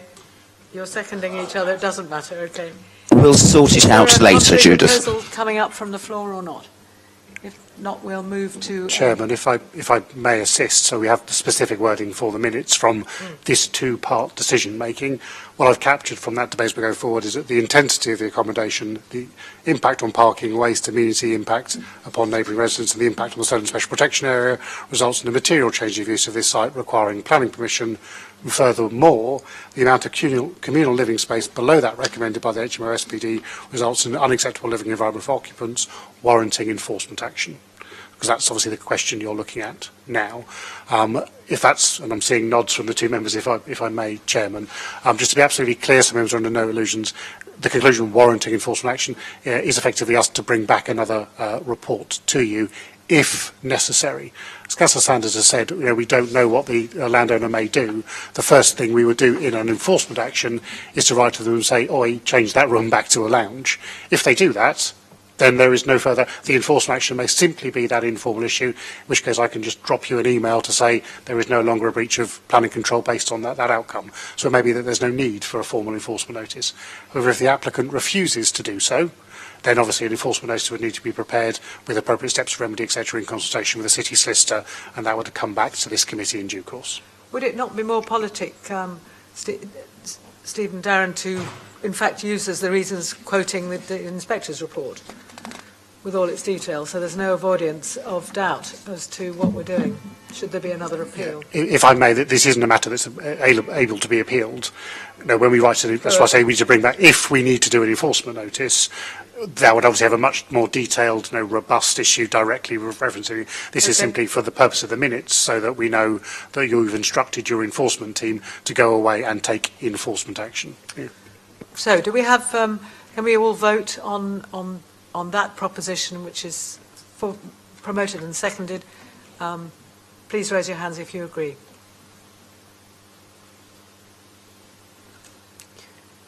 You still can't do it.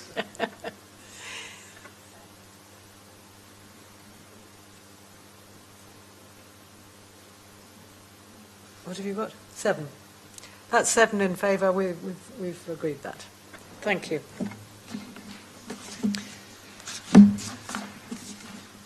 Let's move on then to item number 2, page 35.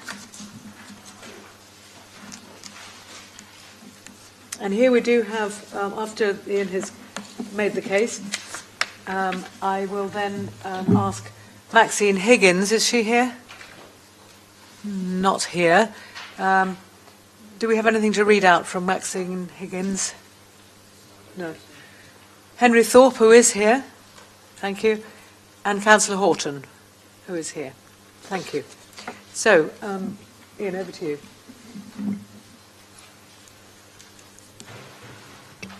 If we could have the presentation on the screen, please.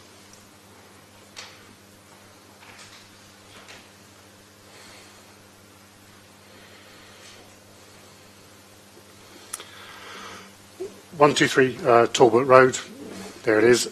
An area with a number of HMOs already in that locality. It's obviously an existing 6-bed HMO. Let me just find my sheet of notes.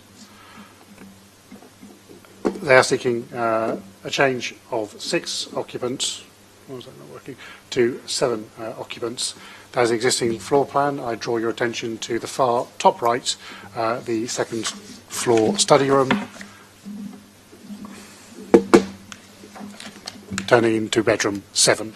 That is the nature of the change of the occupation. I won't go through all the details again. That change is not considered to be material by officers and consequently resulting in no material harm. There's a few images of the quality of the environment that's been created of the existing property. As it is overridingly material consideration that there is no change in our view, unconditional planning permission is recommended. If members come for whatever reason to an alternative conclusion that planning permission is required, then obviously appropriate conditions and obligations, most notably nitrates, would have to be imposed as part of a resolution to grant planning permission. All the other material considerations are contained within the report, and of course I'm happy to take any questions. Deputations first, then. We've got the first person who's actually here, I think, is Henry Thorpe. Henry, you have, I think, 5 minutes. 6 minutes. 6 minutes, 6 minutes. Hello all. I've made a number of deputations on HMOs, and I could hear the way that the previous conversation was going, so I didn't really fight to make another deputation on the issue.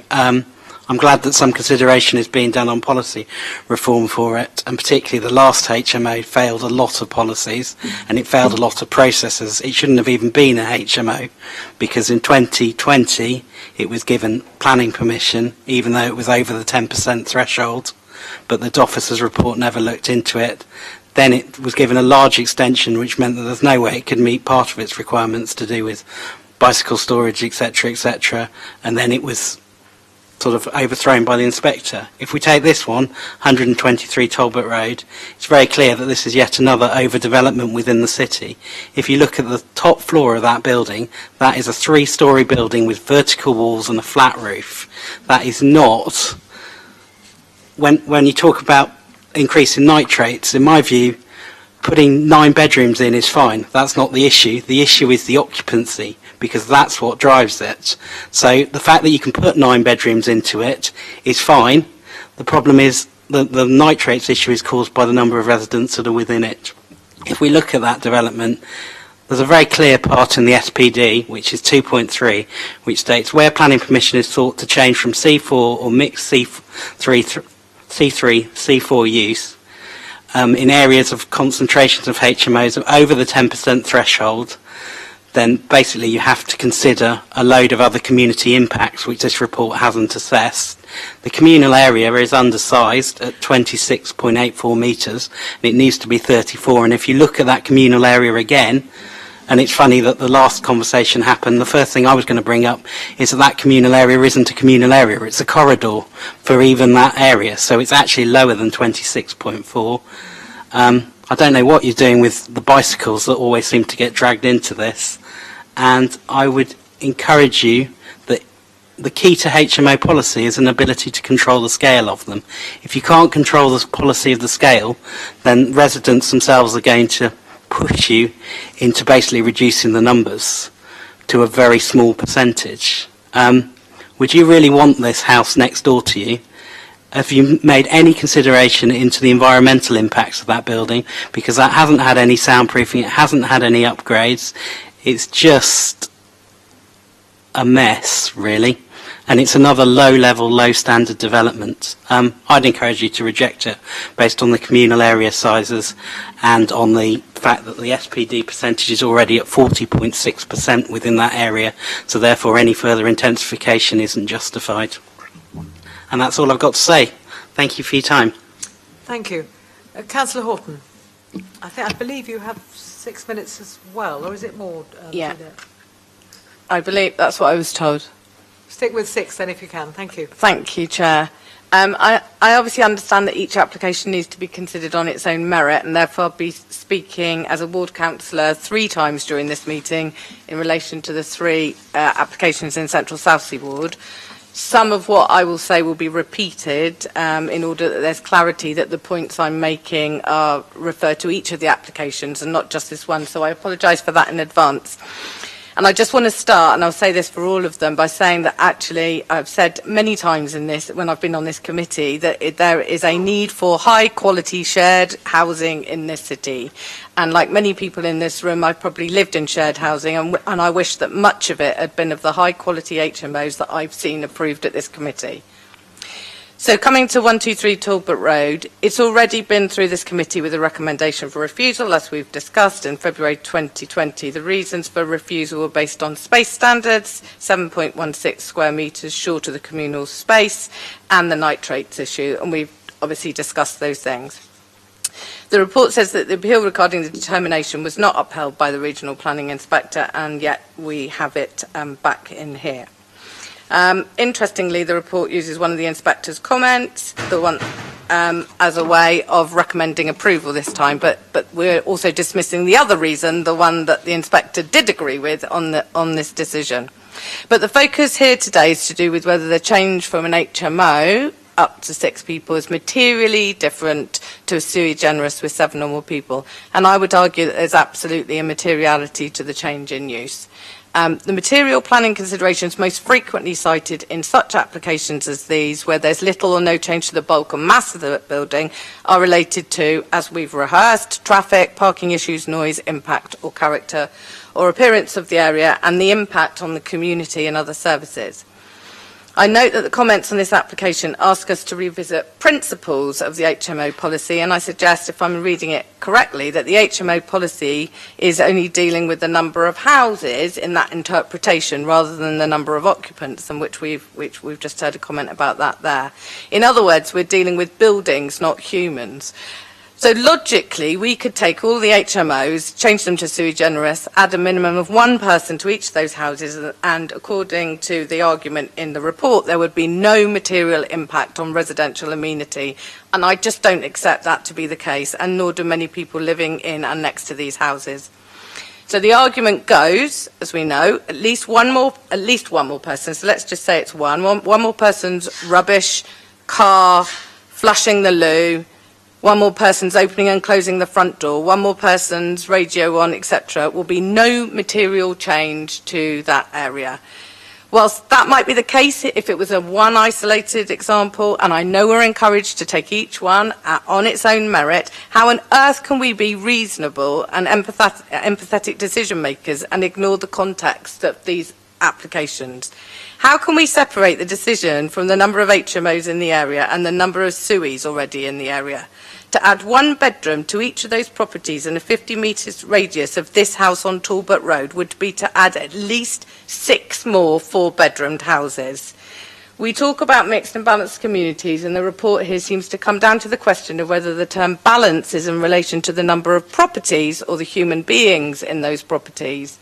And I'm here to argue that expanding HMO after HMO in areas which already have a density of shared housing by just one is having a detrimental impact on the living conditions for those people in the community.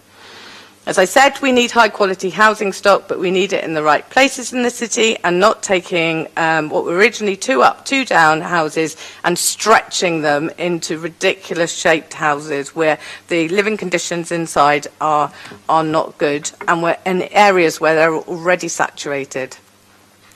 I read the report carefully, and the main issues for consideration in the determination of this application are around the principle of development, including the compliance with the policy, and I've outlined what I believe the spirit as well as the detail of the policy is about habitation and the number of people, not the number of buildings.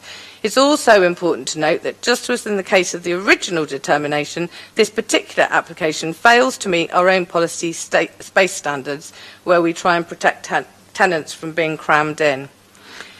Second, we're asked to look at the impact of amenity, and I project that any additional numbers will have a material impact on both the individual property and the character of the surrounding area, and especially with the removal of shared living.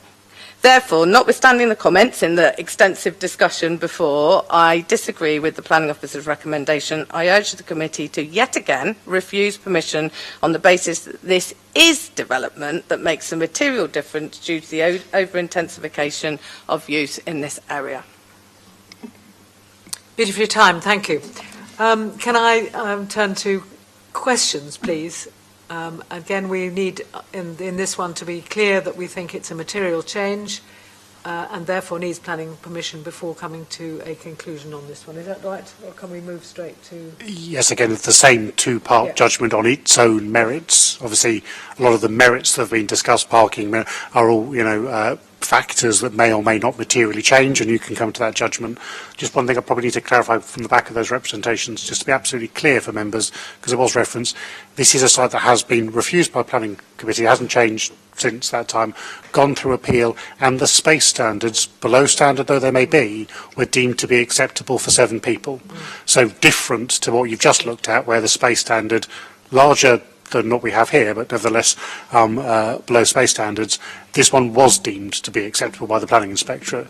So the same way that you felt it appropriate to take on the inspector's logic of having looked at the individual merits of the quality of space to be unacceptable at 118 Prince Albert Road, in this case, if you took the same logic rather than judgment, then the space standards at a smaller size with this different orientation, obviously it's a more square than linear layout, would be acceptable from the issues, notwithstanding their failure to comply with the numerical space standards.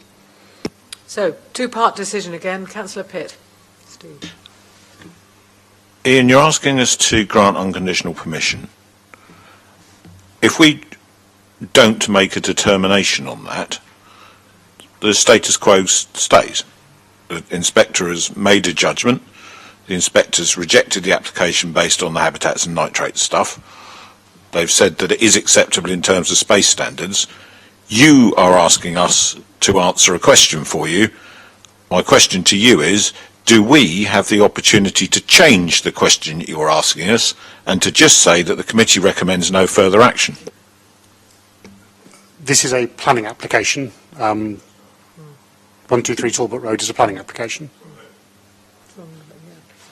from the applicant. Did the applicant ask you to bring it back to the committee? Yes, this is a new planning application. They reapplied following this judgment. Yes, sir. Okay, so there's a number of these that have gone to appeal in the past, and they're back in now for redetermination by this council. So we can't refuse to determine they are live planning applications that require resolution. It says it was an application put in on the 26th of August 2020.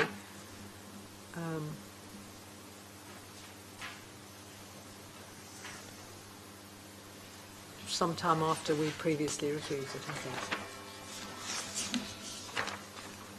Where's the applicant's representation? if I make this, just to be absolutely clear, say the appeal on the materially similar circumstance was dismissed on a reading from 1.13 by the Planning Inspectorate in August 2020. The applicant then made a new application, materially similar, with the same merits, back to this council to seek the same things, a 7-person issue. The applicant, of course, is under no obligation to come along and speak to the planning committee. The application must be judged on its individual merits. Okay. And just to follow that up, as a question from the chair, had the applicant was prepared to satisfy the reason that the inspector gave for dismissing the appeal, in other words, the mitigation for nitrates? Yes, to make a clear distinction, because this comes up a number of times, the reason we've got a number of these on here that the inspector found acceptable on space standards but then dismissed an appeal purely on the nitrates issue is the inspector on appeal does not have the freedom to say, OK, go away and give me a Section 106 agreement and come back, which is exactly obviously what this planning committee does almost every time it has the need for Section 106 agreement. So, if we haven't got through that one, but if you judge this does need plan permission, then the recommendation would be to obviously grant it in accordance with the inspector's judgment on space standards, but that grant would be a resolution to grant subject to the 106 for nitrates and obviously any other conditions you think are necessary as well. And yes, we have spoken to the agents representing all of these, and they are in general principle willing to enter into those obligations on that basis. Clearly, however, they're more happy to see our recommendation that it doesn't need development and therefore they don't need to enter into that obligation. But having spoken to them for the agents individually, they are satisfied that may well be the other outcome, that plan permission is granted and no obligation is needed. Follow up, Steve? All of them, Ian. They've all said the same thing, that they would accept on these relevant ones. They would accept the nitrates provision if that was the decision. So I haven't spoken to all of them, I've spoken to agents, and there's many of these have the same agent, and they've accepted yes, and they're satisfied that if it needs plan permission, they recognise those conditions and obligations to deal with. But whether or not they accept it is actually not that relevant. You can make that judgment for them, and obviously if they refuse to, because don't forget your resolution, the standard wording of your resolution is to delegate to me to grant subject to that obligation. If they, contrary to the information that I have, say actually we refuse to do so, then obviously we're back to a point where you haven't given me delegated authority to do it, and that would be a reason for refusal. I just find it really interesting that if they've taken agents' advice, and you're saying that you've spoken to their agents, that their agents have advised them to accept something when they surely should have been advising them that the Paulson City Council had no right to class this as development. That's what they've already done, but there's a degree of real-world pragmatism here. The nitrates and payments are a couple of £1,000s.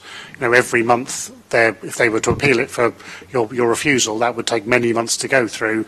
It's their business. It's much more sense to send out a quick obligation with a couple of £1,000s on it and start bringing in that rent receipt from the 7th bedroom. So there's a mixture of what is the correct outcome and what is pragmatism, and obviously their agents are providing them that broader pragmatic guidance, I would suggest. But the first decision, further questions?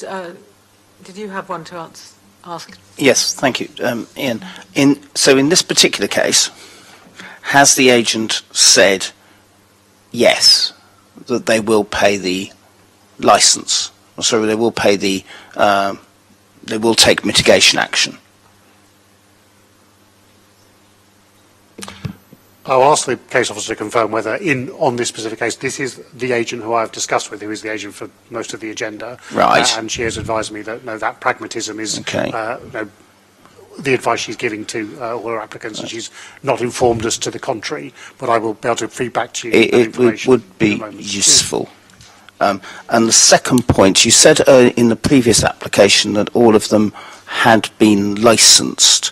Paragraph 3.1 says that this property would require to be licensed. Is that right? That's page 36. Yes, it's paragraph 3.1. It's under 3.0, which is consultations. Certainly. So there's a standard consultation goes out to private sector housing on all HMO applications, and their response is relatively straightforward, and they have confirmed that this is a type of HMO that requires to be licensed. We double-checked this morning on the status on each and every one of the HMOs in today's list, and I can confirm that this one was licensed for 7 people on the 25th of November 2019. Okay, that's very helpful. Thank you. Any other questions? So we'll move to comments then. And the comments need to be directed at the question of, does this need a planning permission by virtuality of the materiality of the change? Councillor Pitt. I therefore propose that this does constitute requirement for planning permission based on the standard or wording that Ian finds acceptable of accommodation, the impact on parking, waste, the amenity impacts upon neighbouring residents and the impact upon the Solent Special Protection Area. Is there a seconder for that? Thank you. Councillor Sanders. Are there any alternative proposals? Comments? Okay, let's move to a vote then on that. Chairman, if I can, as I promised Councillor Sanders, just like confirmation, yes, the applicant has submitted a necessary calculation confirming their willingness to make the necessary nitrates contribution in the normal way. And members, if I may, before any vote is attempted, it is important that we get the wording specifically right. So if I may, because there was a bit of a gap in Councillor Pitt's statement there, the wording I would take if I import the last wording into this would be correct. Wording would be that the proposal is considered to be development requiring planning permission due to the intensity of the use of the accommodation, the impact on parking, waste, amenity impact on neighbouring residents, and the impact on the Solent Special Protection Area. Obviously, that's not the decision of the committee, that's just the first part of it, but obviously that may well then translate into any other informatives or comments you wish to make in a second. Everybody happy with that? Okay, would you like to raise your hands if you agree with that recommendation made by Councillor Pitt and Councillor Sanders?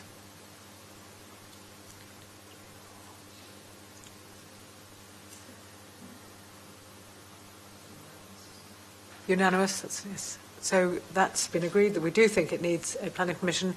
We're now going to move on to comments on the question of whether or not, given that it needs planning permission, we would want to refuse the planning application or accept it, subject to conditions. Any comments from the floor?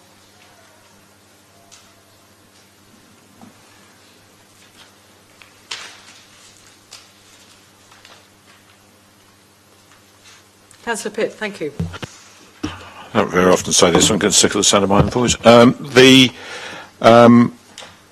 I find this one particularly disappointing because on a number of occasions when we have been upheld and our decisions at appeal, it's been where existing living space has clearly been removed purely to create an additional bedroom to let. And that, I believe, is contrary to our policy, because our policy is to ensure quality accommodation for our residents. So allowing any decision that reduces the quality of that accommodation by taking it away when it was there is a willingness to say, I want the income from the extra bedroom rather than the quality of life for the residents. Now, I know that will vary from landlord to landlord, and that some will say, yes, but I've done this and I've done that. But in principle, removing a quantity of communal space that exists purely to create an extra bedroom should be unacceptable. It has been deemed to be unacceptable by a number of inspectors when we've gone to appeal, and we have won a number of those cases, not least one of the ones that we just looked at today around an enforcement issue. So I'm particularly disappointed that that's what the inspector said. However, the inspector has said it, and that is material to our considerations today, and so we're rather tied on this one.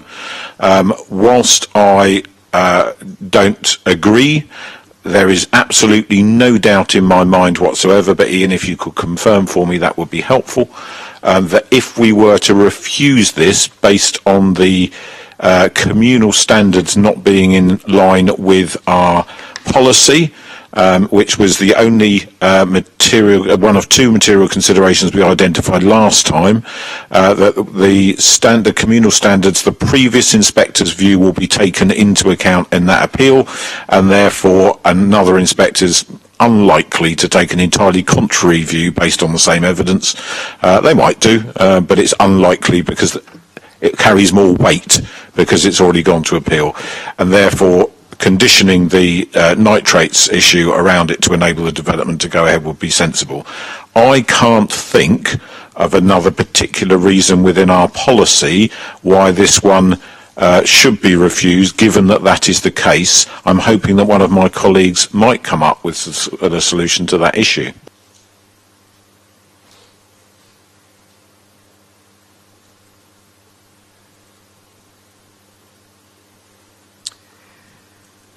Anybody else got any comments to make? I mean, this is one that has been used as 6, and even then the combined living space was too small.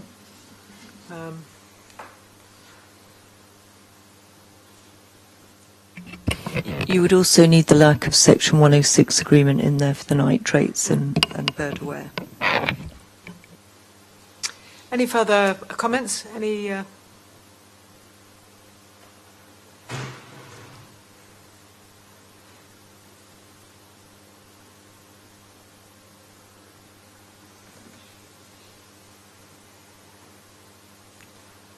So have you got a specific proposal recommendation that you're making? No, Chair, I don't believe you have a recommendation from the floor, so I think process dictates that you are responsible for making a recommendation. Can I assist at all, Chair? Yes. And Please, I can only imply from the one statement of the understandably reluctant comments of Councillor Pitt that an appeal inspector has looked at a key consideration, the space standards, and deemed them to be acceptable on its merits in this case. If that is the majority view of the committee, and consequently having already concluded that plan permission is required, therefore the council would be looking at the approval of plan permission subject to appropriate conditions and obligations. Those appropriate conditions would be, as a minimal, time limit, and we'd recommend 1 year in light of the nitrates implications, approved plans for the point of clarity and certainty, a condition regarding nitrates. We have a standard condition to limit the water usage and require them to make further submissions. Members have obviously in the past also considered the importance of both providing and retaining in perpetuity cycle storage and refuse storage. So members may wish to consider, if it doesn't already have adequate refuse or cycle storage for 7 people, and there will be a material change to that demand, to require them to resubmit details on those 2 matters. So there would therefore potentially be a number of different conditions members could impose should they be minded to approve plan permission, time limit, approved plans, cycle storage, refuse storage, and nitrates. Subject to those conditions, a resolution would be to approve planning permission subject to the necessary planning obligations for nitrates as well. So it would be a multi-parted conclusion, so different to the unconditional consent, which is obviously the other option available to you, but an option that would make a lot less sense if you are, as you have been, satisfied that plan permission is required. Just one thing, there was a question asked by Mr.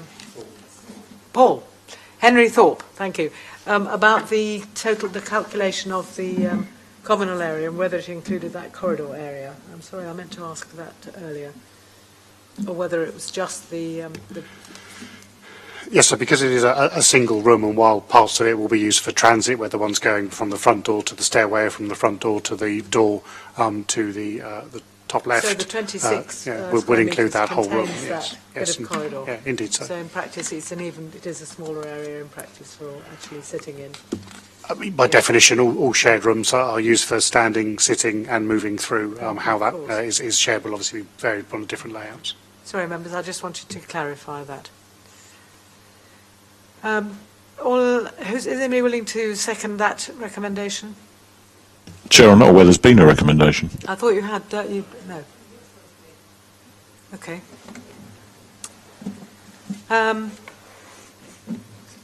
I remain concerned about the small size of the living area. That's the last question there. We refused the application for the conditional permission was given to 6, wasn't it, in October 2012, is that right? And it's now 7. I suppose I'd like to ask Ian just one more question. The fact that the inspector hasn't mentioned the size doesn't necessarily mean that he or she had given it any thought at all, does it? You refer to the communal living space Yeah. clause. So we've been included an extract from the appeal decision at 1.14, Yes. where the inspector expressly did find that it would. Said it would not result in inadequate living conditions. So they are satisfied that the size and orientation, the two things are obviously indistinguishable. It's the resultant quality of living environment, which obviously is your policy obligation on its own merits. It is acceptable in this case. It's still only 26.84, including the corridor. And we have, in this case, there are other cases before us where there are much larger rooms. In this case, only one of the rooms is above 10 square metres. I would like to propose from the Chair that we do accept the fact that it is a very much smaller area than our own standing policy and recommend refusal on the grounds that we gave before, which are paragraph 1.9, paragraph 1 and paragraph 2, even though we now know that they probably would would pay for the mitigation. It's an incredibly small place for a small room for 7 people, and I would like to propose that from the Chair, and if anybody else wants to second it, then they can do so. Otherwise, we'll go with an alternative recommendation, which is to approve the permission.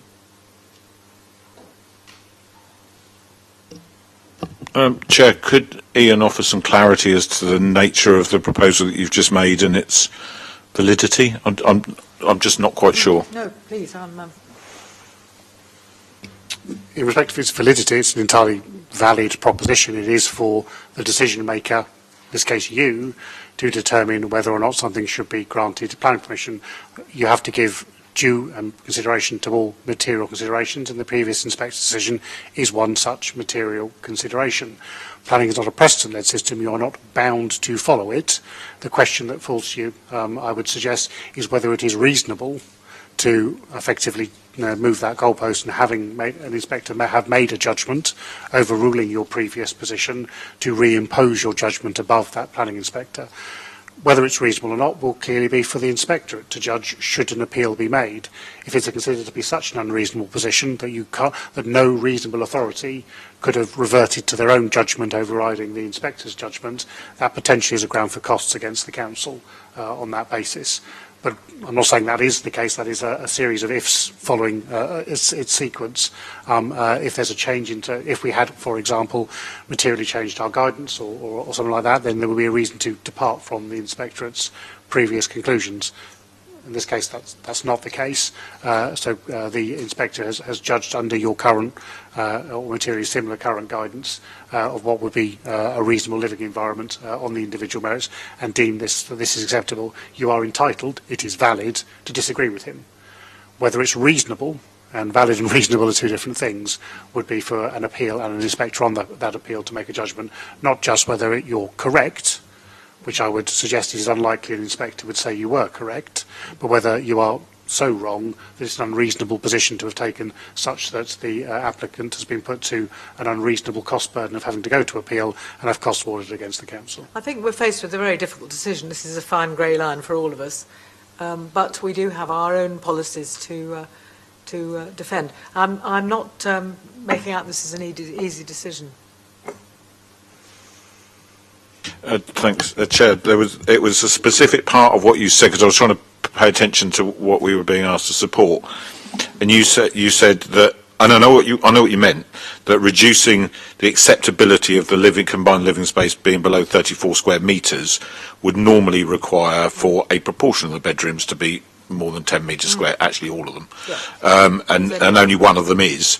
But nevertheless, I don't think we can cite that as a reason for us refusing it in itself, because the bedroom sizes all meet the required standard. So my real question to you, Ian, I was going to cite as the reason, the same reason effectively as we gave before, and try it again. Just the combined. I'm very happy to be overruled. I mean, in a sense, you put me on the spot there, and No, I just want to know what I'm backing, that's all. So are you just saying, Chair, that your reason for refusal is because the area provided for the combined living space falls significantly below the required standard? Okay, I understand now. Particularly when that corridor is taken into account. Chairman, if I may, what I've captured, and again, if this is incorrect, I need to ensure that's the case before it is seconded and voted upon, is that the proposal is considered to be development, etc., as just discussed, and furthermore, and then verbatim what's provided in 1.91 and 1.12, because obviously we'd have to reimpose that nitrate issue because today there is no nitrate solution presented by the applicant. Clearly they may be able to wash that out at appeal by providing it to the inspectorate in advance of any appeal, but today it hasn't been resolved irrespective of their intent to do so. So it would be the statement that it requires development and why, and then simply furthermore, and then verbatim what's in 1.91 and 1.92 of the agenda for this item. Clearly, if members wish to emphasise some other aspect to that, they can do so as well. I mean, I haven't even got a seconder at the moment, so I'm very happy for no seconder. Is there an alternative proposal? These are very difficult. This isn't... Happy to second your proposal. Are there any alternative proposals? Good. Councillor Sanders. Well, it was only to second the proposal, but, it seems that George has beat me to it. But such is life. Shall we move to a vote then? On that proposal backed up by the reasons given in paragraph 1.91 and 2.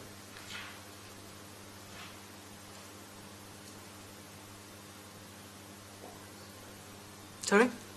All those in favour, put your hands up, please.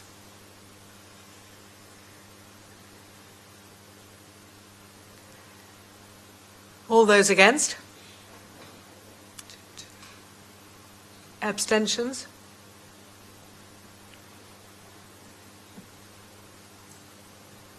This is like playing the game of being chair, isn't it? I now have to put my casting vote in now, don't I? 3? Chair, I counted 4 in favour, 2 against and 3 abstentions. Oh, right. Okay, I miscounted then. Thank you. Then we have agreed that, again, with a heavy heart. Good. Thank you very much. Move on to the next item, which is item page 41, 331 London Road. And it's on page 41. Here we do have... Are you all happy to do one more item before we have a little comfort break? Everybody okay? Right. Okay, so that's Jonathan McDermott, the agent, is here. Is that... You're here. Chris Broyd is not here. Is there a written objection? No? Okay. Henry Thorpe is here. Thank you. David Weems, read out by Scott Pater Harris, who is excluding himself from this debate. Thank you. And you're going to put one in, a deputation of your own. Okay. So, Ian, would you like to go ahead, please, and explain this one to us? Thank you. So, this is 331. 331 London Road. London Road. There is the application site, as you can see, for HMOs within that immediate area. The existing floor plans, the proposed floor plans. It is, again, a change of use from a 6-bed HMO to a 7-bed HMO. The communal living floor space in this case is 34.2 square metres, so above your adopted standards, should members be interested in that. Because again, obviously the primary question is, on its individual merits, does this require planning permission as a material change of use or not? So again, members need to do that two-part determination. First of all, concluding whether or not it does require planning permission, whether for similar wording is used previously or different wording, and if it does require planning permission, what conditions or obligations you would feel would be necessary to impose in a very similar way as we just discussed, but obviously tailored to the specific circumstances of this planning application. Obviously very happy to take any questions when we get to that part of the agenda. Steve? Yeah, 5.1 in the report, Ian, has got no content. It just says the main issues to consider in the determination of this application are principles normally listed as an entirely separate. It normally says something under there. So, and this is probably me cutting and pasting, so I'll offer the apology for the department. I believe it reads sensibly in that semicolon leads you to 5.2 in principle, in the same way that paragraph 1.2 contains the same wording to give you the specific list of... So it's a formatting thing. So probably a formatting issue. 1.2.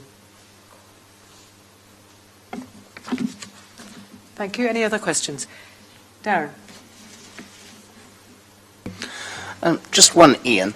In 5.8, it says the proposal would increase the occupancy of the existing... Sorry, Chair, but we have got deputations for this item. That's my I'm so fault. sorry, yes. Yeah. Quite right. We all got, yes. Deputations then. Jonathan McDermott, please. You have 6 minutes. Thank you, Chair. Good afternoon, members. Last spoke to you on a very similar HMO that you might remember on Laburnum Grove, and I'm happy to speak to you once again for another one of these higher quality HMOs. Here we have an existing 6-person. It was granted planning permission by your authority in 2016 and has been renovated to provide occupancy for, at present, 6 people, currently occupied as such. And what the applicant is asking here is for the addition of a 7th person within the existing renovated building. I'm going to, in true inspectorate style, sidestep the question of whether or not it requires planning permission in the first instance and move straight to the benefits of the case, if I may. Ultimately, having read the room on the last application, the committee is quite rightly focused on policy, and so I want to reflect upon that policy. Here we have an existing HMO, we're adding 1 person to it. It's in an area of comparatively low density of HMOs. There are only 4 others within that 50-metre radii. All of the bedrooms within the building comply or exceed the stated policy. The amenity space, the shared communal area, exceeds the stated policy by at least 10 square metres. Nearly all of the bathrooms exceed the policy, some coming a little bit close to it, 3.7 versus 3.74. So overall, we've got an HMO that seeks to take the challenge of your policy and grapple with it head on. Moving then to the area, this part of London Road is predominated by larger building typology. It's predominated by effectively what were former naval officers' houses. Nice, big, Victorian houses. This isn't in the depths of Southsea, this is up in the northern part of the city. And suits very well the type of occupancy we have here, which is for young professionals. Overall, on its merits, this scheme, from a planning point of view, should be granted for its additional person, and we thank the officers for their recommendation in that respect. I'm not going to waste any more of your time, as you have a very busy agenda ahead of you, so I will leave it there. Thank you very much, Chair. Thank you very much indeed. Next one then, Chris Broyd is not here, still not here. Henry Thorpe. Thank you, councillors, for your time. This is going to be my last deputation because I'm running out of time, but the last discussion was very interesting in that we had a case in Margate Road at the previous planning committee where the very high percentage of HMOs was given as a reason for refusal, and we've just done one where that wasn't even used as reasoning despite it being at over 40%. Later on in the agenda, I would encourage you to use that as a reason for dismissing about 4 or 5 of the rest of the applications. This application is in an area that is already over 10%, so it's already exceeded that policy. So therefore you need to look into the type of property that's within that area and the resources available to it. My specific passion and the reason that I'm here is actually about the community and the community effects that this has on both, that these HMOs with too many rooms in too small an area without the infrastructure within the area to support it have on the local community and people. The most common reason that you'll find for objections within that area is a selfish one on parking. Now that isn't what drives me, but I am going to talk specifically about parking with this application. This house is within 50 metres of the latest death on the roads. That death was caused, because you can see the pictures of it, by the fact that every house within this area has a maximum of 1 car parking space per house. So, You'll be surprised to hear that at 7 o'clock in the evening, because a takeaway is no longer a takeaway, it's a delivery collection port, there are cars all over the double yellow lines on the corner, and the guy's got written off where he's come out between illegally parked cars. You can see it clearly on the pictures. You have to start looking into traffic use, you have to start looking into infrastructure. If we talk specifically about this property, because I went to see it this morning so that I was informed, it's not a normal terraced house, it's tiny. If you look at the width of it, you can barely fit a double bed and open the door in one of those rooms. So the applicant's saying that the rooms are really large. They may be large, but they're not usable. And that is an overdevelopment of that site. That site offers no additional parking for that additional accommodation that they're trying to enforce. Also, I don't accept what Ian Maguire keeps saying about moving from 6 to 7 people is only one person, because it's not moving from 6 to 7 people. It's moving from 3 to 4 as a family home, on a worst case, up to 7. So it isn't just 10%. They've basically used permitted development to wipe out half the increase that they've done. Until this council starts to control permitted development of these period buildings, and it writes a policy that reflects the accommodation that it's, the properties that it's trying to manage, we've got no hope. So my recommendation to you is that you reject this based on the HMO density, and you have a serious think about the parking provision. And in this application specifically, you mentioned parking, which I know normally you don't do, but because of the site, because of the area. I mean, if you look at it, Gladys Road, no additional parking. Oriel Road, no additional parking. Shadwell Road, no additional parking. London Road, below 1 car per space. There's no commercial or other activities within that area. That means that in the evening it's just a nightmare. So I would reject this application for an overdevelopment of the site. And I hope that you all have a good meeting. And please remember that what I said about the percentage of HMOs within an area. When it's up at 40%, forget about over-intensifying it even further. Thank you for your deputation. Thank you. Thank you for your time. Scott. Thank you. I'm going to obviously be reading out the full objection from Councillor Dan Weems, who can't be here today. I'll just read it out full verbatim, and you'll probably know when I've stopped. Okay, this week is HMO Day on the Planning Committee. Apparently PCC's policies are robust and go far beyond what other authorities permit elsewhere. I disagree with this given the unique nature and geography of Portsmouth. We should have a unique policy specifically tailored to our city. PCC currently uses a local plan that is 10 years out of date, leading to many HMOs that should have been denied planning permission making their way past the committee out of fear of the planning inspectorate, combined with a weak Lib Dem administration who are happy to nod their heads and not enforce parts of their own policy, which has given a very poor deal to residents. 331 London Road is adding one more person to an already overdeveloped property. Multiple people coming and going at different hours, multiple cars added to an already congested road, more strain on the sewage and water system, more negative external reasons to other residents, more of the same in Portsmouth. London Road is a major artery within our city. It is often congested throughout the day. There is simply not enough space for adequate parking, and residents often find themselves parking in other areas due to the lack of parking on London Road. I cannot believe for 1 second that a 7-bedroom HMO will only have 2 occupiers with cars. Why do we have a policy for parking if we're not going to enforce it? 7 professional people, often transient workers, in an area with very little office space, usually means each occupier must travel outside of Hilsey to their workplace. This again means each tenant is likely to own a vehicle. This is at worst 7 cars in an area where there is no parking provision.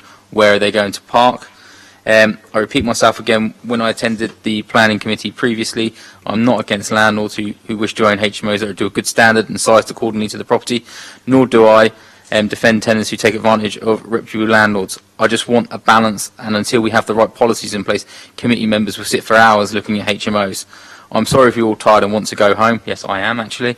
But you can blame the administration for the lack of action. Furthermore, I agree with several residents that I've spoken to. We do not believe that HMOs are the issue. The problem is the scale of development. I do not just see how we can justify this application until the house is actually big enough to accommodate the amount of people on the application. Gutting the property and forcing people to live on top of each other is not the answer. And that finishes Councillor Weems' deputation. So he says thank you for your considerations today. Now it's my one, if I may. Okay, yes, certainly, proceed. I'm not going to go down. I think Councillor Williams has covered a lot of points, and I'm not going to go down there. I mean, I'm looking at the application. I've heard the words of Mr. Thorpe behind me. I think Mr. Thorpe makes some actually general points about the parking provision in that area, and I think that is an important thing to look at. It is not what I would call down a conventional road, for example. It is a main artery in the city. We have had a recent accident in the city where that was from, unfortunately, there were cars parked illegally. You know, someone's walking out a side street. That has happened. You know, we have to really look at that. But then I think it's down to this committee that we have policies in place that we need to utilise. And it was quite heartening, Chair, to see you use the policy in the last application. I think I'm looking at this application now, and in the report, while it does make mention of the room standard size, there are 3 en-suites which are undersized, and the agent actually did make reference to those. He said the majority of them are by 1, so I would probably say you've got 40% of them aren't actually that size. So I think we have a policy that we should be implementing when we can, and while that's uncomfortable for this committee, and we could go to appeal and lose, that is a good chance. I mean, I want to look at the Prince Albert Road application that we talked about earlier, and that one, the space standards, were very similar to the one that we've just done, but the actual officer's recommendation was to pass it. So I think we as a committee need to make decisions I mean, I think Councillor Pitt made it earlier, each application on its merit. I think that's important. But I mean, we have spatial standards and we have space standards for a reason. I think it's time for the committee to start enforcing them. Thank you. Want me to leave, Chair, or can I stay for the debate because I can't even contribute? It's up to you. I don't mind.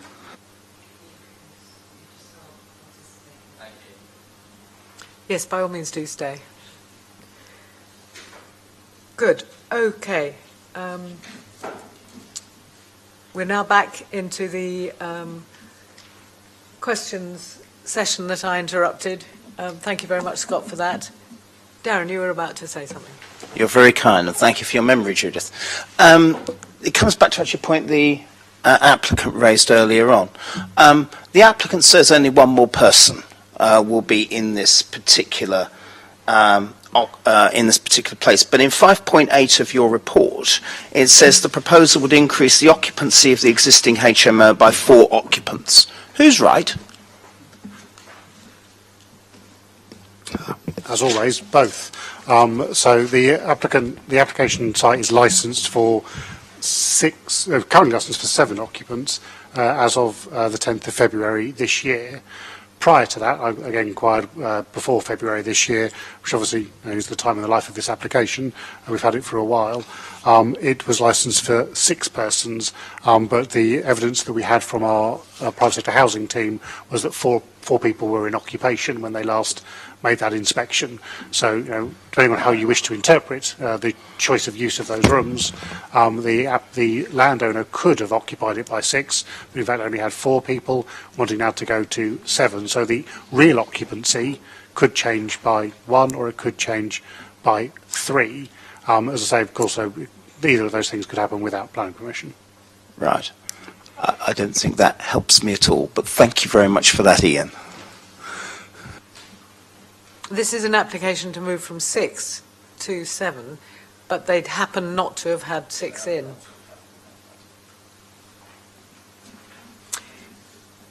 Any more questions, Steve? Ian, it's only a technical point, but just under the room standards table in 5.5, you've put the required standard as 22.5. It is, of course, 34. Is that correct?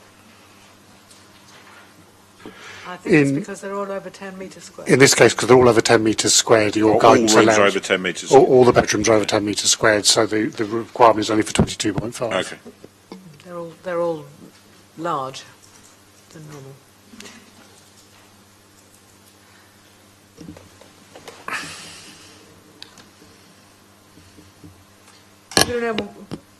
Steve? There was some points brought up by Councillor Weems in his deputation. I think it's probably quite important because we've got some new members on the committee who haven't been through this hell for so long.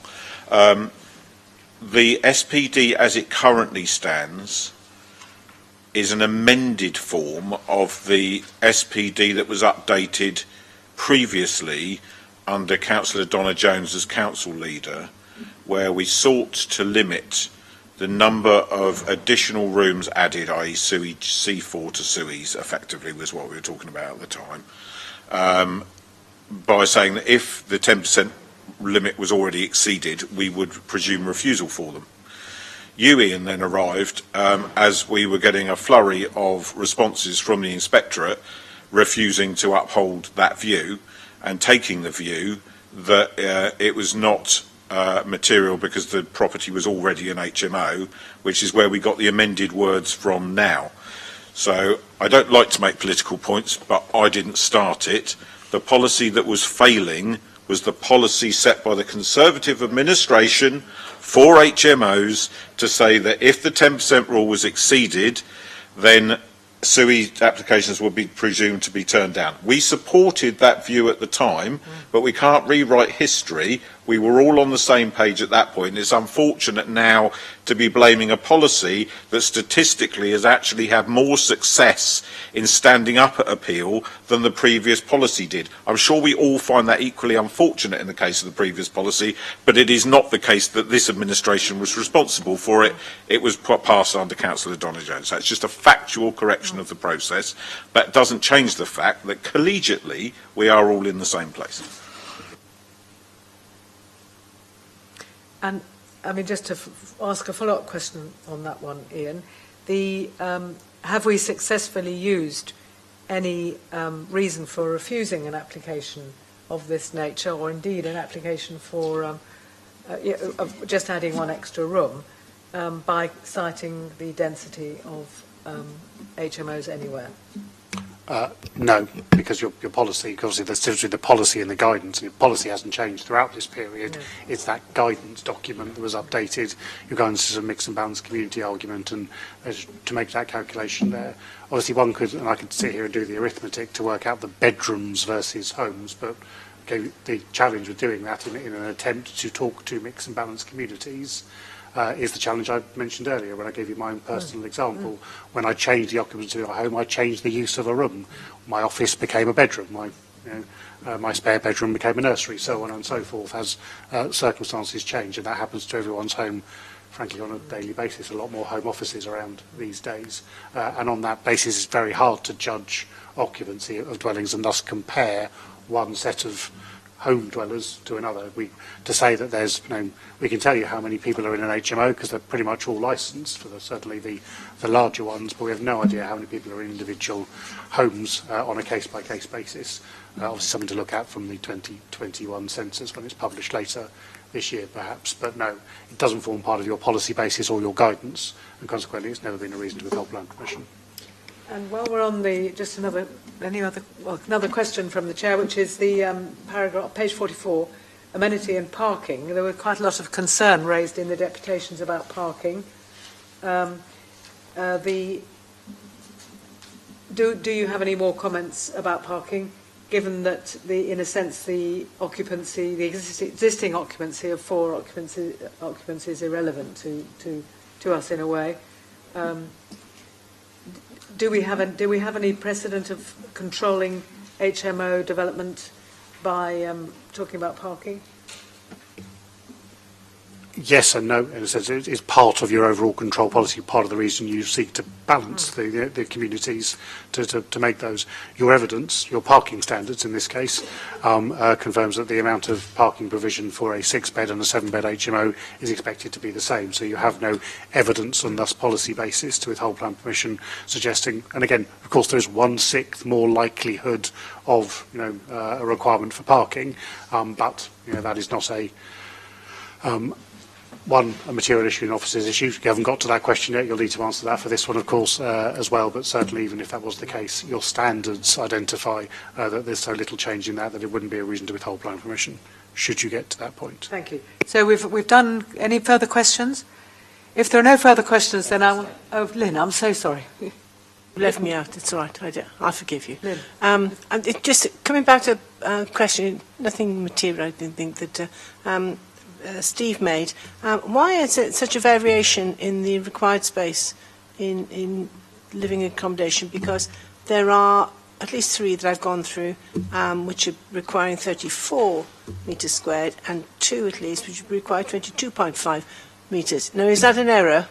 Yeah. Through you, Chair, this is an importation from the private sector housing guidance, which we updated our SPD to ensure it was in line with. The logic provided in far more detail within that guidance document is that where you have significantly larger dwellings, again, these are single occupancy bedrooms, which only need to be 6.5 metres square to meet our requirements.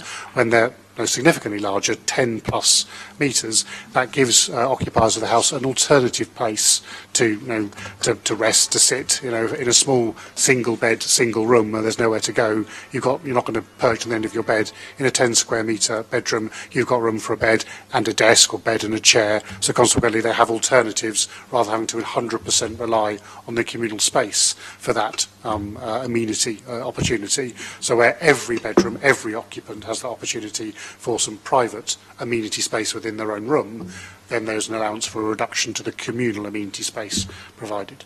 So you're okay if you're large, and you've got 7 large people going into one with 34.5 or 34 metres squared, but you'd have to have thin people going into, or small people going into the 22 metre ones. No, Am I right? it's obviously to do with the larger Because room. this has nothing to do with the size of the bedroom, it's the size of the individuals living in the living space, surely. Few people are larger than 10 square metres. Okay. Just seems a The bit mad point to me. about this one, though, which is interesting, is that in fact there is 34 square metres, despite the fact that technically under our guidance it's not necessary. So I just wondered, whether the 22 one was for small people and the other one was for large people. Just a question. Thank you. Any further questions? So we're going to first of all ask ourselves the question whether or not planning permission is required. We've listened to deputations, and we've looked at the size standards, which are very different from the ones we've looked at before. And any comments about whether it needs planning permission or not? Steve?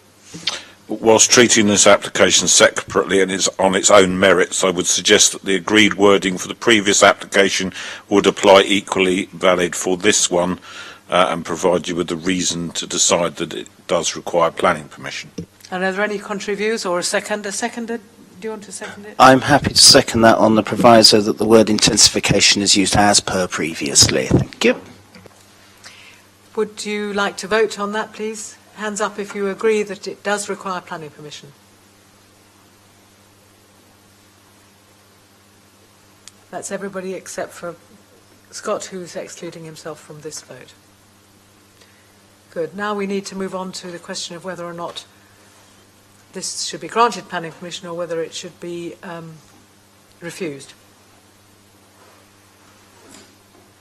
Darren. Thank you, Judith. I have to say that I'm in two minds on this particular one. The logic of our previous decisions, which has been focused very much upon space standards, would mean that this would go through. However, I have listened to both what Councillor Peter Harris and Mr Thorpe have said, particularly around parking in this area, which I know from the development at Doyle Avenue is of particular interest to people, and that makes me in two minds, frankly, to be honest, so I will listen to other colleagues. I do, though, for the benefit of newbies and people looking, do wish to follow up on Steve's comments about some of the comments that Councillor Weems has made, because they affect also what Mr Thorpe was saying earlier on. For those who don't know, the old planning committee and the cabinet met Ian Maguire and the team precisely to discuss HMO issues. Councillor Weems was on that call. I was delighted that he was on that call because he made some constructive contributions around that. But in that, all colleagues were made aware of the issues with which several of us have been grappling. Councillor Peter Harris and myself, involved in housing, have also been trying to grapple with some of these over the past several years.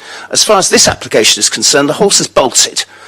This was granted as a HMO in November 2016. And so it has been the principle of it being a HMO has been there for years. And I think that's the first issue. Mr Thorpe is absolutely right when dealing with saturation zones. It's something I first raised with planning officers way back in 2013 for precisely the reasons that we existed in 85 Margate Road, and we will deal with once we come back from our comfort break. It seems logical, as in licensing, to have saturation zones in key areas. We know that with areas of particularly high concentrations of HMOs are where most of the problems that people worry about exist. But I have been told, and this will be a refrain that will come up over the next few minutes, that the planning inspector would not tolerate that. Not the administration at the time, which happened to be us, but that the planning inspector would not tolerate that. That is highly, highly, highly depressing. But that was a refrain that came through pretty constantly in the discussions that we all had. It was my colleague Lee Hunt who first put forward the idea of actually restricting HMOs to the 10% rule.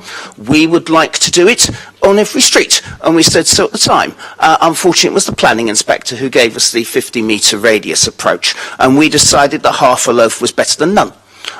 So that's why we went with it. Do we like it? Not particularly, but it is better to have something than nothing.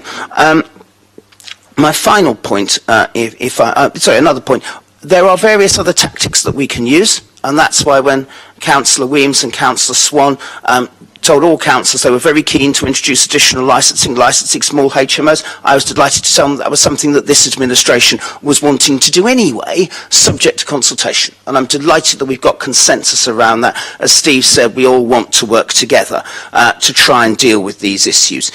With regards to permitted development, which was raised earlier on, I was also at 83 Margate Road, so I do remember Mr Maguire's comparison earlier on.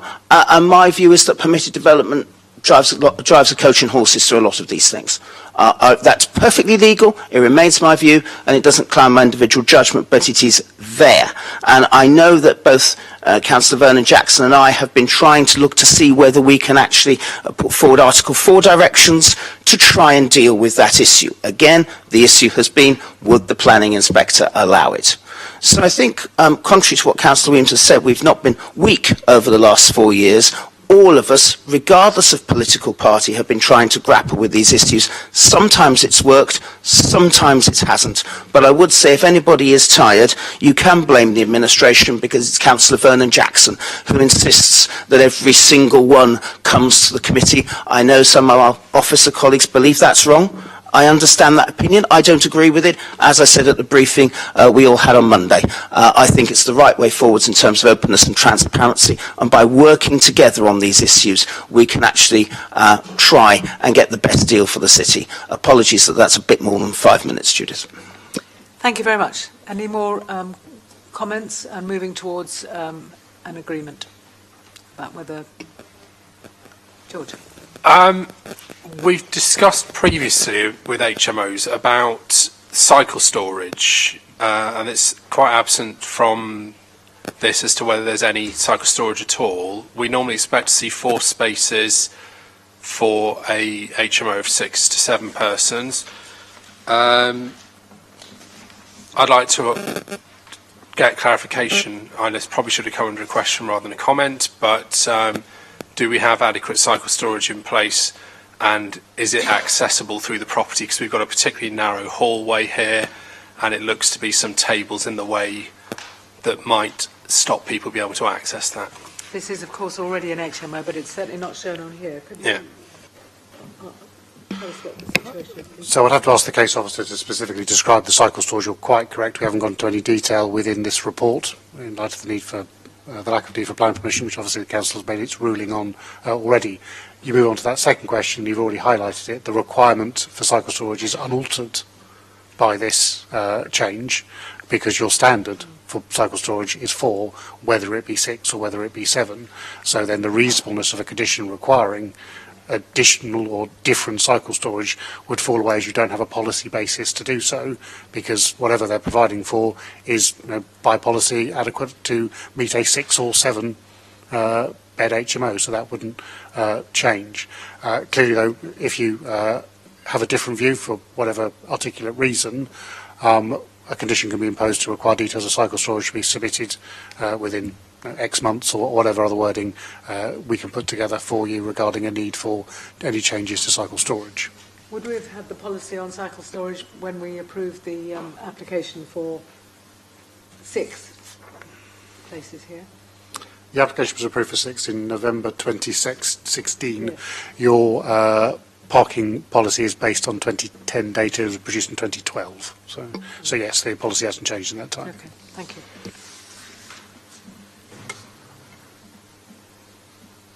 Any further comments leading to recommendation? Had one.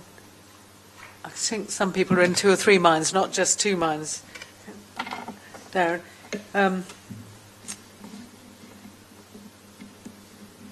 I think it's important that this has got these big bedrooms and, in fact, a lot of storage, a lot of space. But what do others want to say?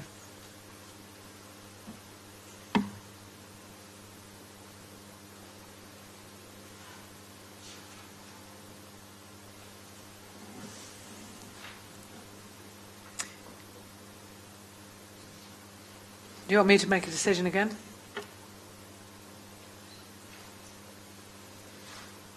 We've agreed that it is a material change and we do need to have planning permission. So we need to now decide whether or not we would give planning permission for an additional 1 bedroom, 1 person to 7 people. There would be clearly some additional rubbish, additional flushing the loo. Would we be able to, if we approve this, put a nitrates condition on it? Ian?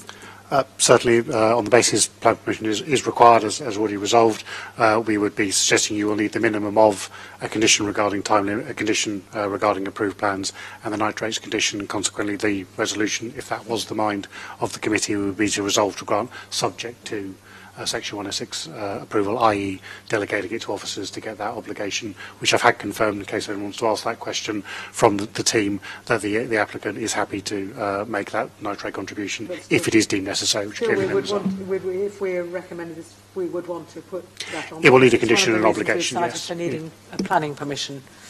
Okay, well, just because we don't want to be here all day, I will propose that we should approve this one because of the space standards and the size of the bedrooms. It has the space standards it requires. Even if it had 1 or more bedrooms that were much smaller, it would need 34 metres squared, and it's got slightly more than that. And it's got these rooms that are all in excess of 10 metres squared, this one at 10.5.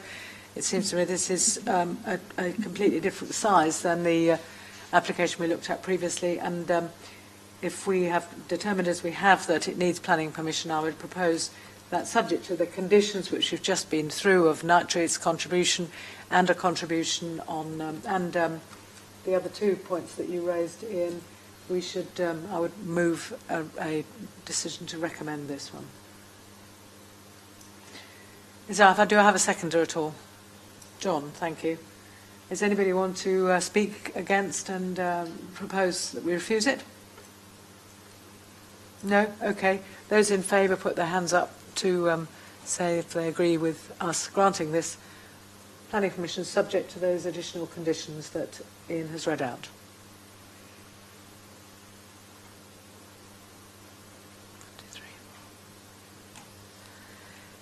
Anybody abstaining? 2 abstentions and the other. Anybody against? Didn't see any? No, good. Thank you. Let's move on then to the next application, which is on page 47, 34 Queen's Road. Chair. Do you want to break now, or do you want? Yes, please. We'll have a comfort break back in 5 minutes. Chair, I shan't be here when we reconvene. Wish you all well for the remainder of the day. Say that. Thank you very much indeed. Can I suggest 10 minutes? Yeah. All right. 10 minutes as long as you're actually back. I think we always slip a bit. How could I refuse?